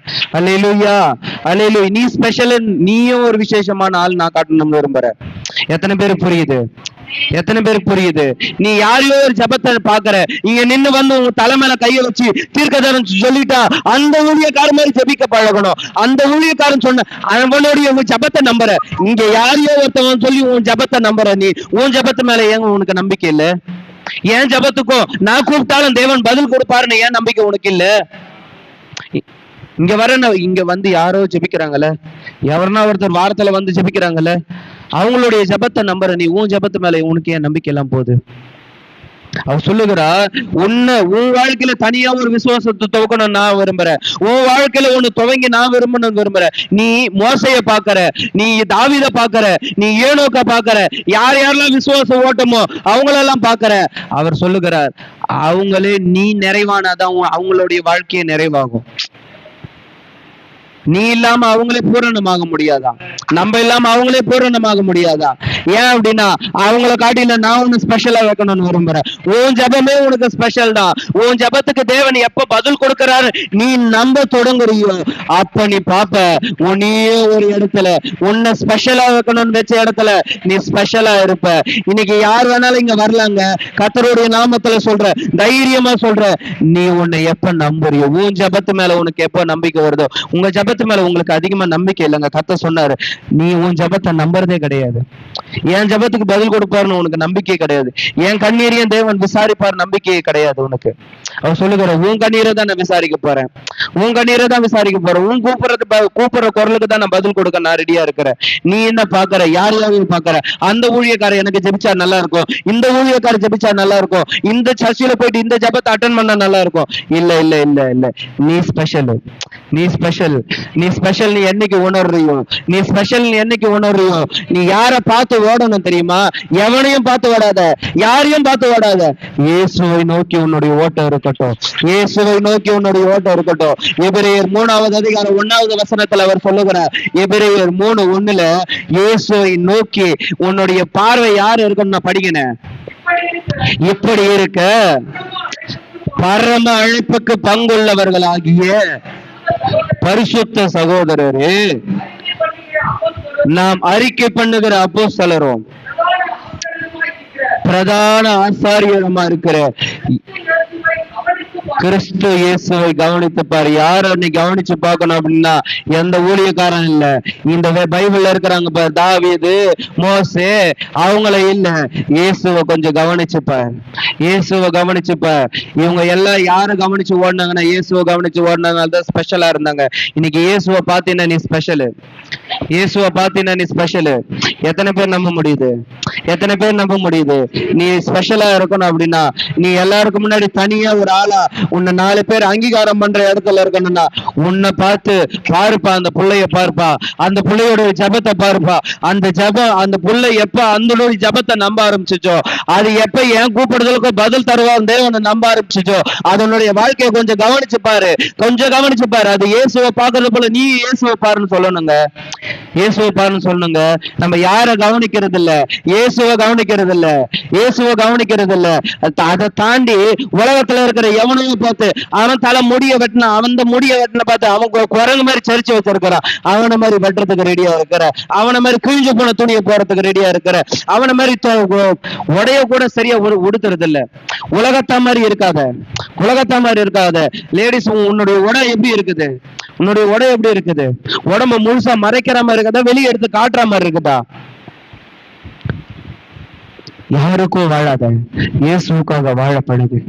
யாருக்காக வாழாத, 4 பேர் பார்த்து வாழாத, 4 பேர் பார்த்து வாழாது. அவர் சொல்லுகிறார், என்ன நோக்கி வா, என்ன கொஞ்சம் பார், என்ன கவனிச்ச அப்படின்னா அன்னைக்கு நான் மோசையோடு இருந்தேன், அன்னைக்கு தாவீதோடு இருந்தேன், இன்னைக்கு நான் உன் கூடவே இருப்பேன், நான் உன் கூடவே இருப்பேன். இயேசு ஒருவனோடு இருந்தா என்ன நடக்கும் தெரியுமாங்க?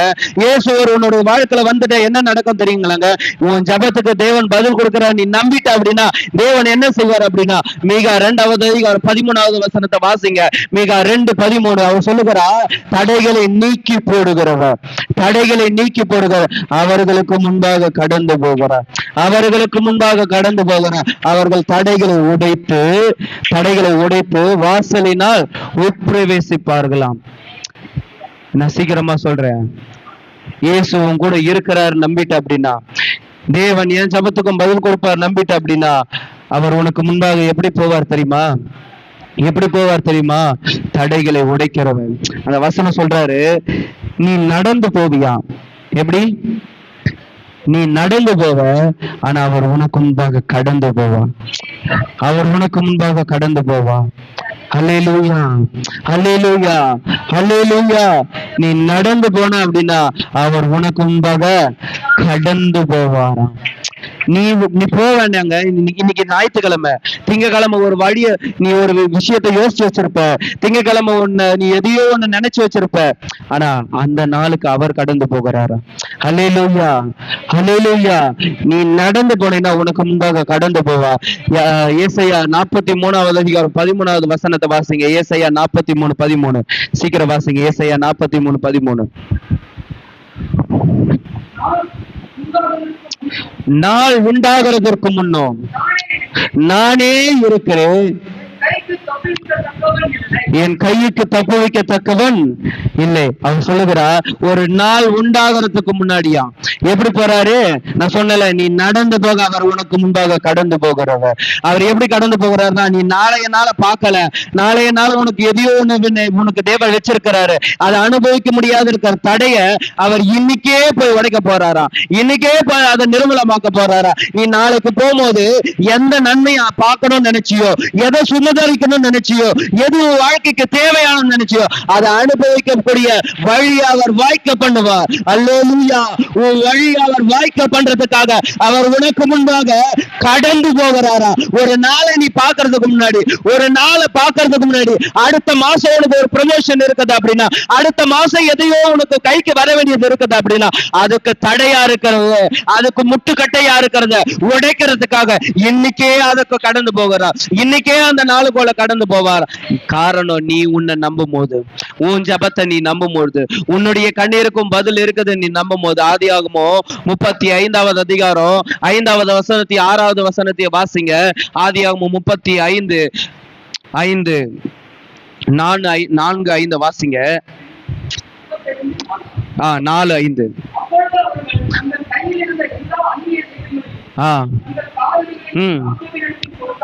யாக்கோபினிடத்தில் கொடுத்தார்கள்.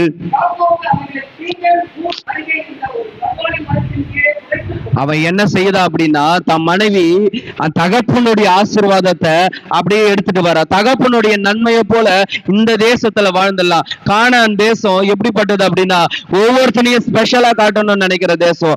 இந்த வாழ்க்கை எப்படிப்பட்ட வாழ்க்கை அப்படின்னா, ஸ்பெஷலா இருக்கணும், தேவனோடு இணைக்கப்பட்ட வாழ்க்கை, ஸ்பெஷலா உன்னையே ஸ்பெஷல்னு காட்டுற இடத்துல அவங்க எப்படி நினைக்கிறா அப்படின்னா, தகப்பனுடைய சுதந்திரத்தை, அங்க இருக்கிற நன்மைகளை, அங்க இருக்கிற ஆசீர்வாதங்களை இவன் சொல்றா, ஏமா அங்க இருந்த மாதிரி இங்க இருக்க முடியாது, உங்க அப்பா வீட்டுல இருந்த மாதிரி இங்க இருக்க முடியாது, உங்க அப்பா வீட்டுல இருந்த மாதிரி இங்க இருக்க முடியாது, இங்க இருக்கிற லைஃபே வேற, இது ஸ்பெஷலான லைஃப், நீ போட்டு இருக்கிறத வச்சு வாழ்ற லைஃப் இல்ல, நீ இங்க வச்சு வாழ்றன்னு நினைவு லைஃப் இல்ல, இங்க லைஃபே வேற, இங்க வாழ்க்கையே வேற. ஹல்லேலூயா, ஹல்லேலூயா. அது அவங்க நம்பினதுனால, அவங்க மனைவி நம்பினதுனால அதெல்லாம் ஒரு கருவாரி மரத்து கீழே புதைச்சிட்டு அவங்க அடுத்து செய்யறாங்க. என்ன செய்யறாங்க படிங்கண்ணே? பின்பு பிரயாணம் புறப்பட்டார்கள். அவங்க அதை புதைச்சு போடுற வரைக்கும், அது அவங்க வாழ்க்கையில இருந்து நான் இதை வச்சு வாழ்ந்துடுவேன்னு யோசிச்சாங்க பாத்தியா, அவங்கள மாதிரி இருந்துடலாம், அந்த தகப்பனுடைய ஆசீர்வாதமே எனக்கு போதும் நினைச்சான் பாத்தியா, அதை புதைச்சு போடும் போது அவங்களுடைய வழி வாய்த்ததான். படிங்கண்ணே. அவர்களை சுற்றிலும் இருந்த பட்டணத்தாருக்கு தேவனாலே பயங்கரம் உண்டானதினால். அல்லேலூயா, அல்லேலூயா. உன் ஜபத்தை நம்பும் போது, உன்னுடைய கண்ணீருக்கும் பதில் உண்டு நம்பும் போது, உன் வாழ்க்கையில ஒரு விசுவாசத்தை துவக்கி அதை முடிக்க வல்லவராய் இருக்கிறவரை நீ நம்பும் பொழுது, அவர் உனக்கு முன்பாக போய் உன்னை குறித்த ஒரு பயங்கரத்தை அவர்களுக்கு எப்படி நடந்துச்சா அப்படின்னா, தேவனாலே பயங்கரம் உண்டாச்சா. உன்னை தடுக்க நினைச்சவன், உன் உயர்வை தடுக்க நினைச்சவன், உன் ஆசீர்வாதத்தை தடுக்க நினைச்சவன், உன்னுடைய நன்மையை தடுத்து வச்சிருக்கிறவனுக்கு கர்த்தருடைய பயங்கரம் வர தொடங்கும். அல்லேலூயா, அல்லேலூயா. உன்னை குறித்த ஒரு பயங்கரம், உன்னை குறித்த ஒரு பயங்கரம். இதுவரைக்கும் வழி நின்றுட்டு இருக்கலாம், உன்னுடைய முயற்சிகளுக்கெல்லாம் ஒரு முற்றுப்புள்ளி இருந்திருக்கலாம். ஆனா இன்னைக்கு உன் வழி வாய்க்க போகுது, உன் வழி வாய்க்க போகுது, உன் வழி வாய்க்கிற நாட்கள் வந்தது. இன்னைக்கு நீ எல்லாத்தையும் புதைச்சிட்டே அப்படின்னா, இன்னைக்கு யாரையோ ஒருத்தனை நம்பினப்ப, யாரையோ ஒரு ஜபத்தை நம்பினப்ப, அந்த ஜபத்தெல்லாம் விட்டுட்டு உன் ஜபத்தை நீ நம்ப தொடங்கும் பொழுது, உன் கண்ணீருக்கு பதில் உண்டு நீ நம்பும் பொழுது, உன்னுடைய வழி வாய்க்கிற நாட்கள் வந்தது, உன்னுடைய வழி வாய்க்கிற நாட்கள் வந்தது. உன்னை குறித்த ஒரு பயங்கரம் அது யாரால உண்டாகுது அப்படின்னா, தேவனாலே உண்டாகிற பயங்கரம், தேவனாலே உண்டாகிற பயங்கரம். காரணம் ஏன் அப்படின்னா, தடைகளை நீக்கி போடுகிறவர் உனக்கு முன்னாடி கடந்து போக தொடங்கிட்டாரு, கடந்து போக தொடங்கிட்டாரு. நீ நடந்துதான் போவ, நீ நடக்க நடக்க நீ பொறுமையா நடப்ப. ஆனா உனக்கு முன்னாடி அவர் போய், அவர் உனக்கு முன்னாடி போய் உன் வழியை வாய்க்க பண்ண போகிறார். அல்லேலூயா, அல்லேலூயா, அல்லேலூயா. எத்தனை பேர் நம்புறீங்க? என் வழி வாய்க்கும், என் வழி வாய்க்க போகுது, என்னுடைய ஜபத்துக்கு பதில் வரப்போகுது, என் கண்ணீருக்கு பதில் வரப்போகுது. நான் எதெல்லாம் தேவ சமூகத்துல வச்சனோ கண்ணீரோட, இது செய்ய மாட்டீங்களா, இது நடக்காதா, இது வராதா, இதை நான் பார்க்க மாட்டேன், நான் அதை நினைச்ச இடத்துல அவர் உனக்கு வழியை வாய்க்க கடந்து போகிறா, உனக்கு வழியை வாய்க்க கடந்து போகிறா. அல்லேலூயா, அல்லேலூயா. நாலாவது ஒரு காரியம், விக்கிரக தோப்புகளை வெட்டி. விக்கிரக தோப்பு அப்படின்னா பலதரப்பட்ட பழக்கம் உள்ளவர்களோடு இணக்கம் உள்ளவர்களா இருக்காதீங்க. பலதரப்பட்ட பழக்கம் உள்ளவர்களோடு இணக்கமா இருக்காத. அப்படின்னா என்ன அப்படின்னா, உலகத்தான் சொல்றான், உன் நண்பன் யார் என்று சொல்லு, நீ யாருன்னு நான் சொல்றேன். உன் நண்பன் யாருன்னு நீ சொல்லு, நீ யாரு சொல்ற. காரணம் ஏன்? அவன் திருடனா இருந்தா அவன் கூட பழகுற நீ எப்படி இருப்ப அப்படின்னா திருடனா தான் இருப்ப. அவன் ஒரு வேசியா இருந்தா அப்படின்னா நீ எப்படி இருப்ப அப்படின்னா உனக்கு ஒரு வேசின்னு தான் சொல்லுவாங்க. ஆனா ஆண்டவர் உன்னை அப்படி இருக்கணும்னு நினைக்கல. நீ பலதரப்பட்டவங்களோட பழக்கம் உள்ளவர்களோட இணக்கமாயிடாது. பட்ட ஜனங்களை நம்ம தான் சந்திக்கணும், பாவத்துல இருக்கிறவங்களோட சந்திக்கணும். அவங்க கூட சந்திக்கிறேன்னு சொல்லிட்டு என்ன பண்ற அப்படின்னா, அவங்க போக்குலயே போய் திருப்பிடுறான். அவங்க போக்குல போனாதான் பிரதர் திருப்ப முடியும். பாஸ்டருக்கே உங்க ஆலோசனை கொடுக்கறது, அவங்க கூடவே போய் நான் கர்த்தருடைய சுவிசேஷத்தை சொல்லி திருப்பி கொண்டு வந்துட முடியவே முடியாது.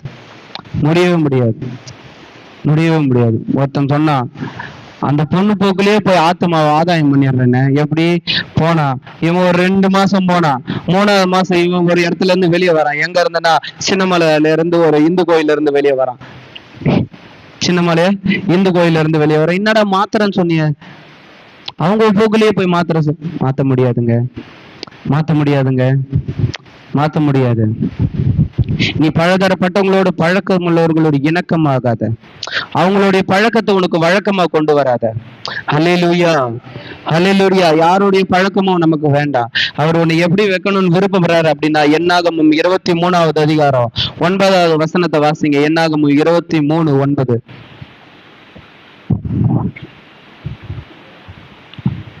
கண்மலை உச்சியில இருந்து நான் அவனை கண்டு குன்றுகளில் இருந்து நான் அவனை பார்க்கிறேன். அந்த ஜனங்கள் ஜாதிகளோடே கலவாமல் தனியே வாசமாயிருப்பார்கள். உன்னை எப்படி வைக்கணும் அப்படின்னு நினைச்சாரு அப்படியா, உன்னை ஸ்பெஷலா தனியா தேவனுடைய பிள்ளை அப்படின்னா இப்படிதான்றத தேவன் நினைக்கிறாரு.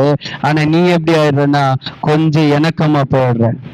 உங்க சொந்தக்காரனுக்கு ஞாயிற்றுக்கிழமை கல்யாணம் அப்படின்னா, உனக்கு தெரிஞ்சவனுக்கு உன்னோட ரிலேஷனுக்கு ரொம்ப ஞாயிற்றுக்கிழமை தான் கல்யாணம், எதையோ ஒண்ணு வச்சுட்டான் அப்படின்னா சபையை தடுத்துட்டு கூட நீ அந்த விழாக்கு போயிருக்கிறேன், அந்த ஃபங்க்ஷனுக்கெல்லாம் போயிருக்கிறேன். அல்லேலூயா. ஆனா அப்படி வைக்கணும் தேவன் விரும்பல.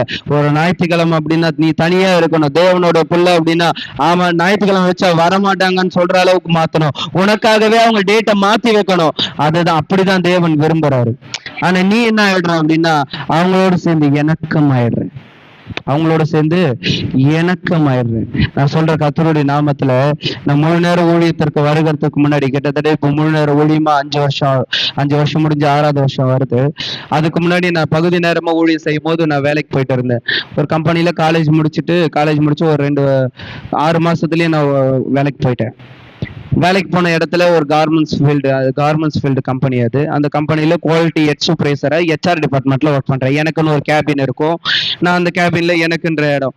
ஆனா நான் உள்ள நுழையும் போது என்ன சொன்னேன் அப்படின்னா, நான் வேலைக்கு செய்த 3வது நாள் நான் வியாழக்கிழமை வேலையில ஜாயின்ட் ஆகுறேன். ஜாயின்ட் ஆகும்போது எனக்கு ஹெட் இருப்பாங்க. நான் HR டிபார்ட்மெண்ட்ல எனக்கு ஒரு ஹெட் இருப்பாங்க. அவங்க கிட்ட நான் சொல்றேன், இந்த மாதிரி நான் ஊழியம் பண்றேன், ஞாயிற்றுக்கிழமை வேலை வச்சா நான் வரமாட்டேன், ஞாயிற்றுக்கிழமை லீவ் கொடுக்கறதா இருந்தா நான் வேலைக்கு வரேன். ஏன் அப்படின்னா அந்த கம்பெனில நிறைய நேரம் ஞாயிற்றுக்கிழமை வேலை வைப்பாங்க. ஆனா அது எனக்கு தெரியாது. ஆனா நான் முன்னாடியே சொல்றேன், ஞாயிற்றுக்கிழமை வேலை வச்சா நான் வரமாட்டேன். நான் சொல்றேங்க, அப்படின்னா எனக்கு வேலை ஓகே, இல்லைன்னா நான் வேலைக்கு வரல. ஏன்னா என்னுடைய பர்சன்டேஜ் எல்லாமே கொஞ்சம் அதிகமா இருந்ததுனால, என் கிரேட் எல்லாமே அதிகமா இருந்ததுனால என்னை விடுறதுக்கும் அவங்களுக்கு மனசு இல்லை. கர்த்தரோட அந்த இடத்துல என்ன செய்தார் அப்படின்னா, நான் சொல்றேன், வேலைக்கு ஜாயின்ட் ஆயிட்டு வெள்ளிக்கிழமை போச்சு. வெள்ளிக்கிழமை ஈவினிங் ஒரு அனௌன்ஸ்மெண்ட் கம்பெனி ஃபுல்லா வருது, சண்டே ஒர்க்கு. வேலைக்கு போன 3வது நாள் எவனா லீவ் கொடுப்பானா? வேலைக்கு போன 3வது நாள் நம்மளே என்ன சொல்லுவோம், போயிட்டு ஒரு 2 மாசம் பழகிட்டு 3வது மாசத்துல இருந்து கேட்டா நம்ம வேலையை பார்த்துட்டுனாச்சும் அவன் நமக்கு லீவு கொடுப்பான். ஏன் அப்படின்னா நம்ம வேலையில கரெக்டா இருக்கிறோம்னு அவனுக்கு தெரியும். எந்த ஒரு இதுவும் பார்க்கலங்க, கர்த்தர் தான் உதவி செய்தார். நீ தேவனுக்காக நின்று அப்படின்னா உனக்காக அவர் நிற்பாருங்க. நீ தேவனுக்காக நிற்க தொடங்கிடு. நீ தேவனுக்காக நிற்க வைராக்கியமா நின்று பழக ஆரம்பிச்சுட்டு, நான் சொல்றேன், அந்த கம்பெனியில நான் ஒரு 6 மாசம் தான் ஒர்க் பண்ணேன். அந்த 6 மாசத்தை ஒர்க் பண்ணி நான் வெளியே வர்றதுக்குள்ள கர்த்தருக்காக நின்னதுனால எனக்கு மேல கூட கிறிஸ்தவங்க இருக்கிறாங்க, ஞாயிற்றுக்கிழமை வருவாங்க, CPM ஆளுங்க இருக்கிறாங்க, எவ்வளவு பேர் இருக்கிறாங்க. நல்ல வைராக்கியமான சபைகளுக்கு போறவங்க, ஒரு பெரிய ஊழியர்கையில வளர்ந்த அந்த சபையில இருக்கிறவங்க எத்தனையோ பேர் இருக்கிறாங்க. ஆனா அவர்களுக்கு முன்னாடி எல்லாம் கர்த்தருடைய பிள்ளைனா எப்படின்னு தான் நான் வாழ வச்சாருங்க. அல்லேலூயா. அந்த 6 மாசத்துல நான் வெளியே வரும்போது கிட்டத்தட்ட என்னுடைய கேபின்ல இருந்த 20 பேர் இயேசுவை ஏத்துக்கிட்டாங்க. எல்லாமே இந்து ஆட்கள் தான். 20 பேர் இயேசுவை ஏத்துக்கிட்டாங்க. இன்னைக்கும் எல்லாரும் பழக்கத்துல இருக்கிறாங்க. நான் கர்த்தருடைய நாமத்தில் தைரியமா சொல்றேன், நான் ஸ்கூல் படிக்கும் போதும் சரி, காலேஜ் படிக்கும் போதும் சரி, நான் வேலை செய்யும் போதும் சரி, இப்ப ஊழியத்துல இருக்கும் போதும் சரி, எந்த இடத்துல தேவன் என்ன வச்சாலும் அந்த இடத்துல கர்த்தருக்காக வைராக்கியமாய் வாழ கர்த்தர் உதவி செய்கிறார். நான் கர்த்தருடைய நாம் மகிமைக்கு சொல்றேன். எங்கெங்கெல்லாம் இருந்தனோ, ஸ்கூல் படிக்கும் போதும் ஒரு 56 என் கிளாஸ்ல 56 பசங்க இன்னைக்கும் ஃபெலோஷிப் நடத்திக்கிட்டே இருக்கிற 56 பிள்ளைங்களுக்கும் ஃபெலோஷிப் நடந்துட்டு இருக்குது. காலேஜ்ல படிக்கும் போதும் சரி, இன்னைக்கும் அந்த ஃபெலோஷிப் நிக்கல. காலேஜ் விட்டு முடிச்சு கிட்டத்தட்ட 8 வருஷத்துக்கு மேல ஆகுது. 8 வருஷத்துக்கு மேல ஆகுது. நான் சொல்றேன், இன்னைக்கு எந்த இடத்துல ஜபத்தை தொடங்கணும், எந்த இடத்துல ஒரு 6 மாசம் வரைக்கும் காலேஜ் சேர்ந்து கூட காத்திருந்தேங்க. என்னை தூக்கின்னு போய் தேவன் வச்சு எனக்கு காலேஜ் மொத்த ஃபீஸே 14,000 தான். ஆனா ஒரு நாளைக்கு 100 ரூபாய் இல்லாம என் காலேஜுக்கு போக முடியாது. நான் கட்டின காலேஜ் ஃபீஸை விட என் டிராவல் அலவன்ஸ் தான் 3 மடங்கு அதிகம். ஆனா நான் சொன்னேன், என் பக்கத்துலயே நான் நடந்து போற தூரத்துலயே எங்களுக்கு காலேஜ் இருந்துச்சுங்க. எங்க ஊர்ல நடந்து போற தூரத்துலயே காலேஜ். என்னால இவ்வளவு தூரம் எல்லாம் விட்டுட்டு பச்சைபாஸ் காலேஜ்ல ஏன் என்ன வச்சுங்க, பச்சைபாஸ் காலேஜ்ல அவ்வளவு தூரம் தூக்கின்னு போய் ஏன் வச்சிங்க? 6 மாசம் தேவனோட கேள்வி, என்னை வச்ச நோக்கத்தை எனக்கு வெளிப்படுத்துங்க, என்னை வச்ச இந்த திட்டத்தை கொண்டு போனீங்கல்ல, நான் கட்டுற ஃபீஸை விட நான் டிராவல் அலவன்ஸ் அதிகமா இருக்குது, இவ்வளவு தூரம் என் பக்கத்துல இருக்கிறதெல்லாம் விட்டுருக்கீங்க, அவ்வளவு தூரம் கூட்டிட்டு போனீங்க, நாங்க தேடி போல கர்த்தரை வச்ச இடம், அவர் ஏதோ என்ன கொண்டு போனீங்க? கேட்டுக்கிட்டே இருந்தேன். 6 மாசம் முடியிற நேரத்துல ஒரு பையனை சந்திக்க வேண்டிய சூழ்நிலை வந்துச்சு. அவனுடைய பிரச்சனையை விசாரிச்சு, அவங்க அக்காவுக்கு இருந்த பிசாசுப்படினால குடும்பத்தை விட்டு 6 மாசம் தான் கல்யாணம் ஆகி, அந்த கல்யாணம் 6 மாசத்துலயே கணவன் மனைவி பிரிஞ்சு இருக்கிறாங்க. அந்த வழியை தாங்க முடியாம இவன் காலேஜ்ல உட்காந்துட்டு இருக்கிறான். என்னடா நான் அன்னைக்கு விசாரிக்க தொடங்கினேன். அவனை விசாரிக்கும் போது அவன் இந்த விஷயத்த ஷேர் பண்ணா, சரி நான் உனக்காக ஜெபம் பண்றேன்டா. ஏன்னா அவங்க எல்லாம் ரொம்ப கேஸ்ட் பாக்குறவங்க, ரெண்டாவது இந்துல ரொம்ப வைராக்கியமானவங்க. நான் காஞ்சிபுரம் பச்சை பஸ்ல தான் படிச்சேன். கிட்டத்தட்ட காஞ்சிபுரம் அப்படின்னாவே கோயில்களின் நகரம் தான் சொல்லுவாங்க. அந்த இடத்துல எல்லாருமே ரொம்ப வைராக்கியமான ஆட்கள். ஆனா அந்த இடத்துல அவனை விசாரிக்கும் போது, அவனுக்கு இயேசுவை சொல்லும் போது, அவங்க அக்காவுக்கு ஜெபிச்சு கர்த்தரை அந்த பிசாசு பிடியில இருந்து வெளியேதாக்கி ஒரு குடும்பத்தை இணைச்சு, இன்னைக்கு அவன் மூலியமா ஒவ்வொருத்தனா சந்திச்சு கிட்டத்தட்ட ஒரு பெரிய ஃபெலோஷிப்பை இன்னைக்கும் காலேஜ்ல நடந்துகிட்டே இருக்குது. மாசத்துல ஒரு நாள் நான் அங்க போயிட்டு வந்துட்டு தான் இருக்கிறேன். இன்னைக்கு நான் காலேஜ் விட்டு எவ்வளவு நாள் வெளியே வந்துட்டேன். எவ்வளவு பேர் உருவாக்க கர்த்தர் உதவி செய்தார். அல்லேலூயா, அல்லேலூயா. கர்த்தருடைய நாம மகிமைக்கு சொல்லுகிறேன், கர்த்தருடைய நாம மகிமை சொல்லுகிறேன். நீ கர்த்தருடைய பிள்ளையா வைராக்கியம் பாராட்ட தொடங்கு, வைராக்கியம் பாராட்ட தொடங்கு. நான் ஒரு ஊழியர் கீழே தாங்க வளர்ந்துட்டு இருக்கிறேன். இன்னைக்கு தேவன் என்னை பயன்படுத்தினாலும், தேவன் என்னை எவ்வளவோ எடுத்து கொண்டு போனாலும், ஒரு ஊழியர் கீழே அடங்கி இருக்கிறதும் இந்த ஒரு தேவனுடைய பிள்ளையோடைய தனி தருமை. கொஞ்சம் வல்லமை வந்துட்ட பிறகு கொஞ்சம் தைரியமா, இன்னைக்கு கர்த்தருடைய நாம இங்க சொல்றேன். எங்க அப்பா அவரு எஜுகேஷன்ல கொஞ்சம், அதாவது என்ன நடத்துற ஊழியக்காரர் எஜுகேஷன்ல கொஞ்சம் குறைஞ்சவர் தான். ஆனா அவர் எங்களை நடத்தின விதம் வித்தியாசம். ரொம்ப கடினமான மனுஷன், ரொம்ப கடினமான மனுஷன். நம்ம எதை சொல்றோமோ ஏருக்கு மாறா பேசுவார், ஏருக்கு மாறா பேசுறவர். ரொம்ப மூக்கு உடைப்பாரு. ஆனா அடங்கி இருந்தோம். ஒரு கர்த்தருடைய பிள்ளை அப்படின்னு அடக்கத்துல கூட கரெக்டா இருக்கணும். ஒரு இடத்துல கொஞ்சம் ஒரு ஊழியக்காரன் கொஞ்சம் சத்தத்தை உயர்த்தி ஏன் இப்படி பண்றேன்னு கேட்டவனையும், இந்த சபையை விட்டு இன்னொரு சபைக்கு போறதுக்கு தான் ரெடியா இருக்கிறான், அடங்கி இருக்க ரெடியா இல்லை. நான் சொல்றேன், 16 வருஷமா ஒருத்தனுக்கு அடங்கி இருக்கிறேன். தேவன் எவ்வளவு பயன்படுத்துறாரு. நான் பல பேரை உருவாக்குறேன் தான், ஆனா ஒருத்தருக்கு அடங்கி இருக்கிறது கூட விடல. ஏன் அப்படின்னா கர்த்தருடைய பிள்ளை அப்படின்னா அப்படிதான் தனியா இருக்கணுங்க. அவர் கண்மலை உச்சியில் இருந்து நான் அவனை கண்டு குன்றுகளில் இருந்து பார்க்கிறேன். அவர்கள் எப்படிப்பட்டவங்களா, ஜாதிகளோட கலவாமல், ஜாதிகளோட கலவாமல். இன்னைக்கு ஒரு புது ஊழியம் எதுவும் தொடங்கிருது அப்படின்னா, ஒரு ஊழியக்காரன் கீழே அடங்கி இருக்க முடியல, ஒரு ஊழியக்காரன் கீழே சும்மா இருக்க முடியல. கொஞ்சம் பாடம் வந்துட்டு போடு, கொஞ்சம் நமக்கும் ஜபம் தெரிஞ்சிட்ட பிறகு அவன் கீழே அடங்க முடியல. இன்னைக்கு அவர் எதனா ஒண்ணு சொல்லிட்டா, நான் மட்டும் பிரிஞ்சுட்டு வர்றதெல்லாம் சாவியும் பிரிச்சுன்னு வர்ற ஆளுகளா தான் இருக்கிறோம். இல்ல, அடங்கி இருக்க பழகு, அடங்கி இருக்க பழகு.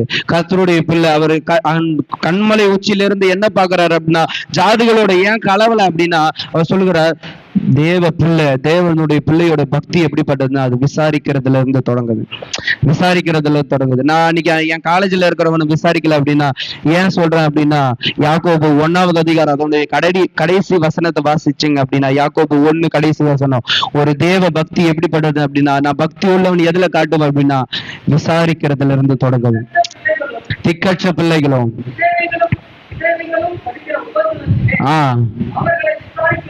அவர்களை விசாரிக்கிறதும்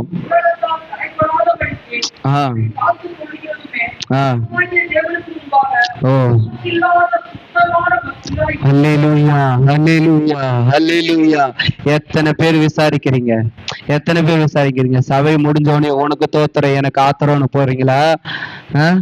இல்ல நின்னு ஒருத்தர் விசாரிச்சுட்டு போறீங்களா?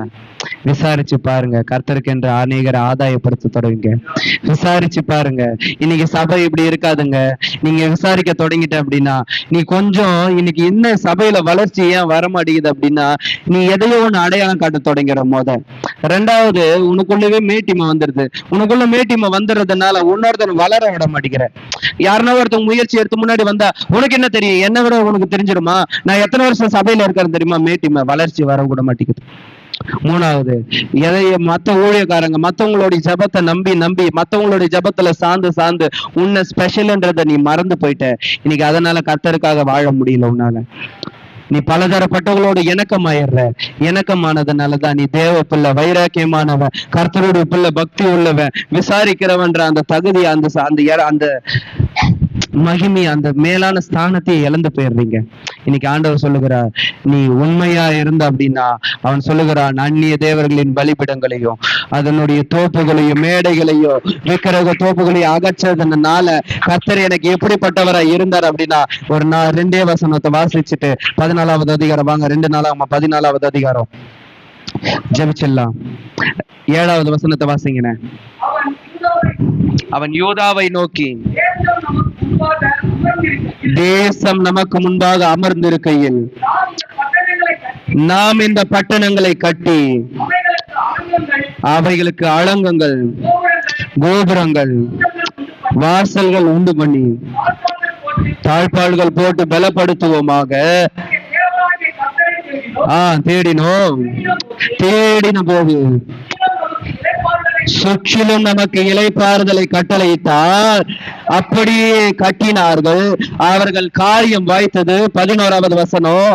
ஆசா தன் தேவனாகிய கர்த்தரை நோக்கி கூப்பிட்டு, கர்த்தாவே, பலமுள்ளவனுக்காகிலும் பலவனற்றவனுக்காகிலும் உமக்கு உதவி செய்வது லேசான காரியம். அதனுடைய கடைசி வசனத்துல சொல்லுறாரு, மனுஷர் உம்மை மேற்கொள்ள விடாதையும்.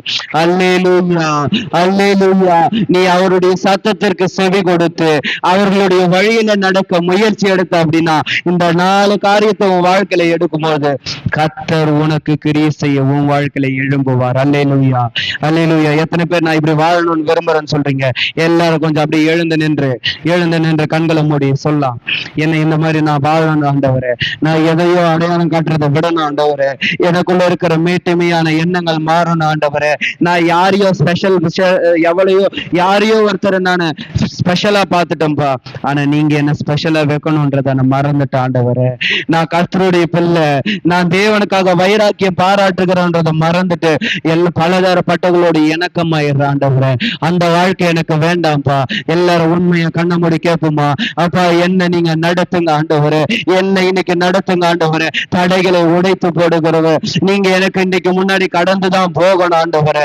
எங்களை நீங்க நடத்துங்க, எங்களை நீங்க நடத்துங்க, எங்களை தருகிறோம், எங்களை தருகிறோம், எங்களை தருகிறோம், எங்களை தருகிறோம் ஆண்டவரே.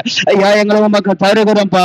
பேசுங்க, பேசுங்க, பேசுங்க. உங்க சத்தம் கேட்கட்டும், உங்க சத்தத்தை தேவன் கேட்கட்டும். நான் பார்க்கிறேன், கர்த்தருடைய பிரசன்னத்துல இருந்து நான் கவனிக்கிறேன். கர்த்தர் நமக்கு முன்பாக இங்க தேவ தூதர்கள் இறங்கி இருக்கிறார் நான் பார்க்கிறேன்.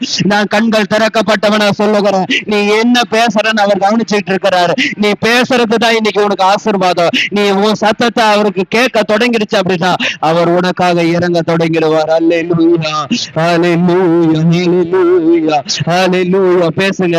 மேட்டுமையான எண்ணத்தோட வாழ்ந்துட்டாப்பா, பெருமையா வாழ்ந்துட்டப்பா, யாரையோ யோசிச்சுட்டப்பா, மத்தவங்க ஜபத்துல வாழ்ந்துடணும்னு நினைச்சேன், ஆனா என்ன நீங்க ஸ்பெஷலா வைக்கணும்ன்றத மறந்துட்டப்பா. நான் மறந்துட்டாண்டவரே, நான் மறந்துட்டாண்டவரை. கேளுங்க, கேளுங்க, கேளுங்க, கேளுங்க. பேசுங்க, பேசுங்க. நீங்க பேசுங்க, நீங்க பேச தொடங்குங்க, நீங்க பேச தொடங்குங்க. இன்னைக்கு பலமான காரியத்தை அவர் செய்ய காத்திருக்கிறார். ஒரு பலமான காரியம், ஒரு பலமான காரியம். ஓ ரபா கதரலி அங்கம உஷியாதரபலவா ரேகதலி ஆந்தரகதன மோதியாந்தரகதன மக்கரலதரபா ஓ ரபலகதி ஆந்தரபதன மக்கரலதரபலபா. ஓ நன்றி ஆண்டவரே, நன்றி ஆண்டவரே. ஹல்லேலூயா. என்னை காண்பவரே, தினம் காப்பவரே, என்னை காண்பவரே, தினம் காப்பவரே, ஆராய்ந்து அறிந்திருக்கின்றே, சுற்றி சுற்றி சூழ்ந்திருக்கின்றே, ஆராய்ந்து அறிந்திருக்கின்றே, சுற்றி சுற்றி சூழ்ந்திருக்கின்றே. நான் அமர்வதோ, நான் எழுவதோ, நான் அமர்வதோ, நான் எழுவதோ, நன்றாய் நீர் அறிந்திருக்கின்றே, என்னை நன்றாய் நீர் அறிந்திருக்கின்றே, என்னை காண்பவரே, தினம் காப்பவரே. கேட்போமா? என்னை காண்பவர் தினம் காப்பவரே, எண்ணங்களே கண்கள் எல்லாமே அறிந்திருக்கின்றே, எண்ணங்களே கண்கள் எல்லாமே அறிந்திருக்கின்றே. நான் நடந்தாலும் படுத்தாலும் அப்பா நீர் அறிந்திருக்கீங்க நடந்தாலும் தடுத்தாலும் அப்பா நீர் அறிந்திருக்கீங்க நன்றி ராஜா இயேசு ராஜா நன்றி ராஜா இயேசு ராஜா என்னை காண்பவரே ஒரு பக்கத்தரே நீரம் காப்பவர் ரகதலதரபலகரமா என்னை காண்பவர் நல்ல கரங்களை தட்டி ஒரு பக்கத்தரலபா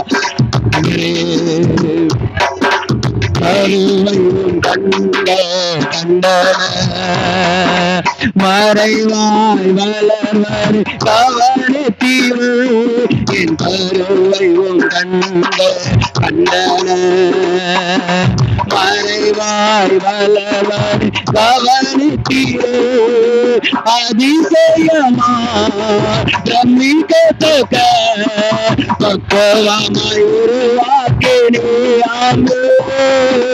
அதிசயமாய் பிரமிக்கத்தக்க பக்குவமாய் உருவாக்கினே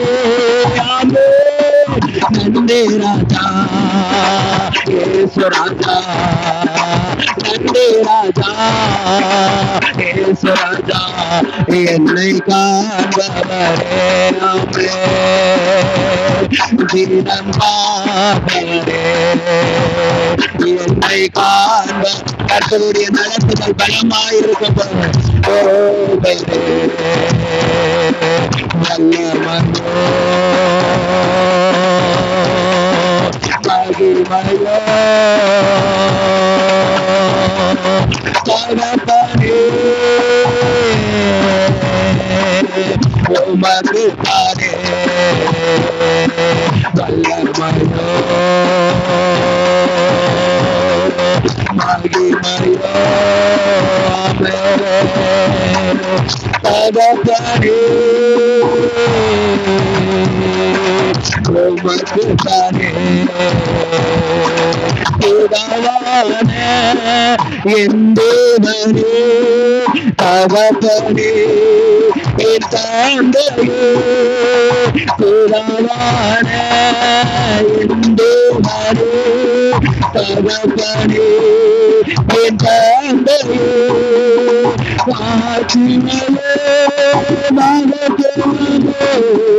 உமக்கு தானே எந்தெந்தோ மாற்றிமையோ மகத்துவமோ உமக்கு தானே எந்தெந்தோ மாற்றிமையோ மகத்துவமோ உமக்கு தானே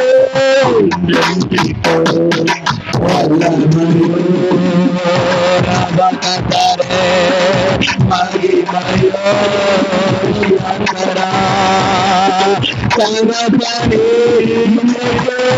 மாறுதா இன்றைக்கே மாறுதா இன்றைக்கே மாறுதா இன்றைக்கே மாறுதா தடைகளை உடைக்கிறவர் தடைகளை உடைக்கிறவர் உங்களுக்கு முன்பாக இதோ வாசல்கள் உடைக்கப்படுகிறது வாசல்கள் உடைக்கப்படுகிறது எது தடையா இருந்துச்சு இன்றைக்கே உடைக்கிறவர் உன்னோடு உன்னோடு ஒரு ஜபத்திற்கு பலம் வருகிறது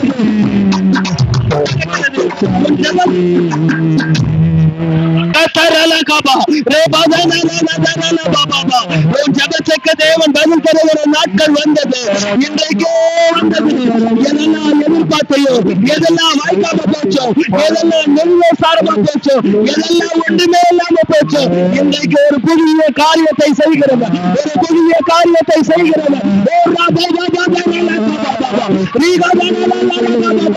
நான் பார்க்கிறேன் ஒரு தேவ தூதன் ஒவ்வொருத்தர் தலைமையில கைகளை வைக்கிறத நான் பார்க்கிறேன் ஒவ்வொருத்தர் மேலே தன்னுடைய கைகளை வைக்கிறத பார்க்கிறேன் இன்றைக்கு ஒரு கரம் உண்மையில் அமர தொடங்குகிறது இன்றைக்கு உண்மையில ஒரு கரம் அமர தொடங்குகிறது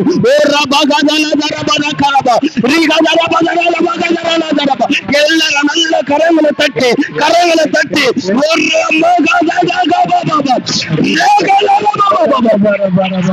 நீ கடைசியாக சொல்லுகிறான் நான் பாக்குறேங்க. என் கண்களுக்கு முன்னாடி ஒரு வார்த்தையை பார்க்கிறேன். இந்த வார்த்தையை அவர் உங்க வாழ்க்கையில நிறைவேற்ற போகிறார். நான் சொல்லுகிறேன், தீர்க்க தரிசனமாய் அவர் சொல்லுகிறார். வார்த்தையை கொஞ்சம் எதிர்பாருங்க. இன்றைக்கு வார்த்தை வேக வேகமா மேல வந்து விழப்போகுது. அது வேக வேகமா வந்து விழப்போகுது. நன்மையை அனுபவிக்கிற நாட்கள் வந்தது. நன்மையை சுதந்திரிக்கிற நாட்கள் வந்தது. இதுவரைக்கும் அனுபவிக்கவே முடியாது உயர்வுகளை பார்க்க போகிறேன். உன் வழி வாய்க்கிற நாட்கள் வந்தது. உன் காரியங்கள் வாய்க்கிற நாட்கள் வந்தது. உன் பிரயாசங்களுக்கெல்லாம் பல நாட்கள் வந்தது. அவர் சொல்லுகிறார், ஏசாயா 32வது அதிகாரம் 18வது வசனத்தின்படி, ஏசாயா 32:18 இந்த வார்த்தை உங்க தலைமையில அமர போகிற நாட்கள் வந்தது. இது வாழ்க்கையில நடக்கிற நாட்கள் வந்தது.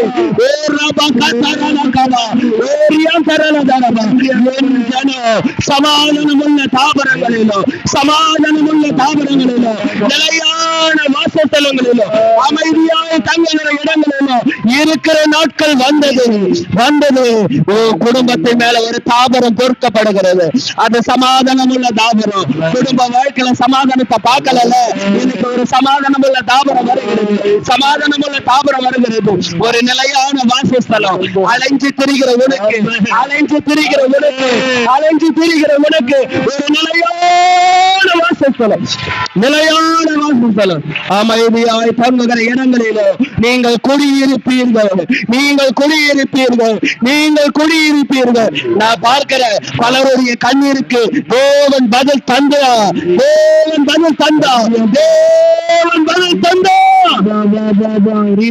நன்றி. உடைய கரத்திலே எங்களை தருகிறோம். நீர் பொறுப்படுத்திக் கொள்ளும். எல்லா கன மகிமை உமக்கு ஒருவர்.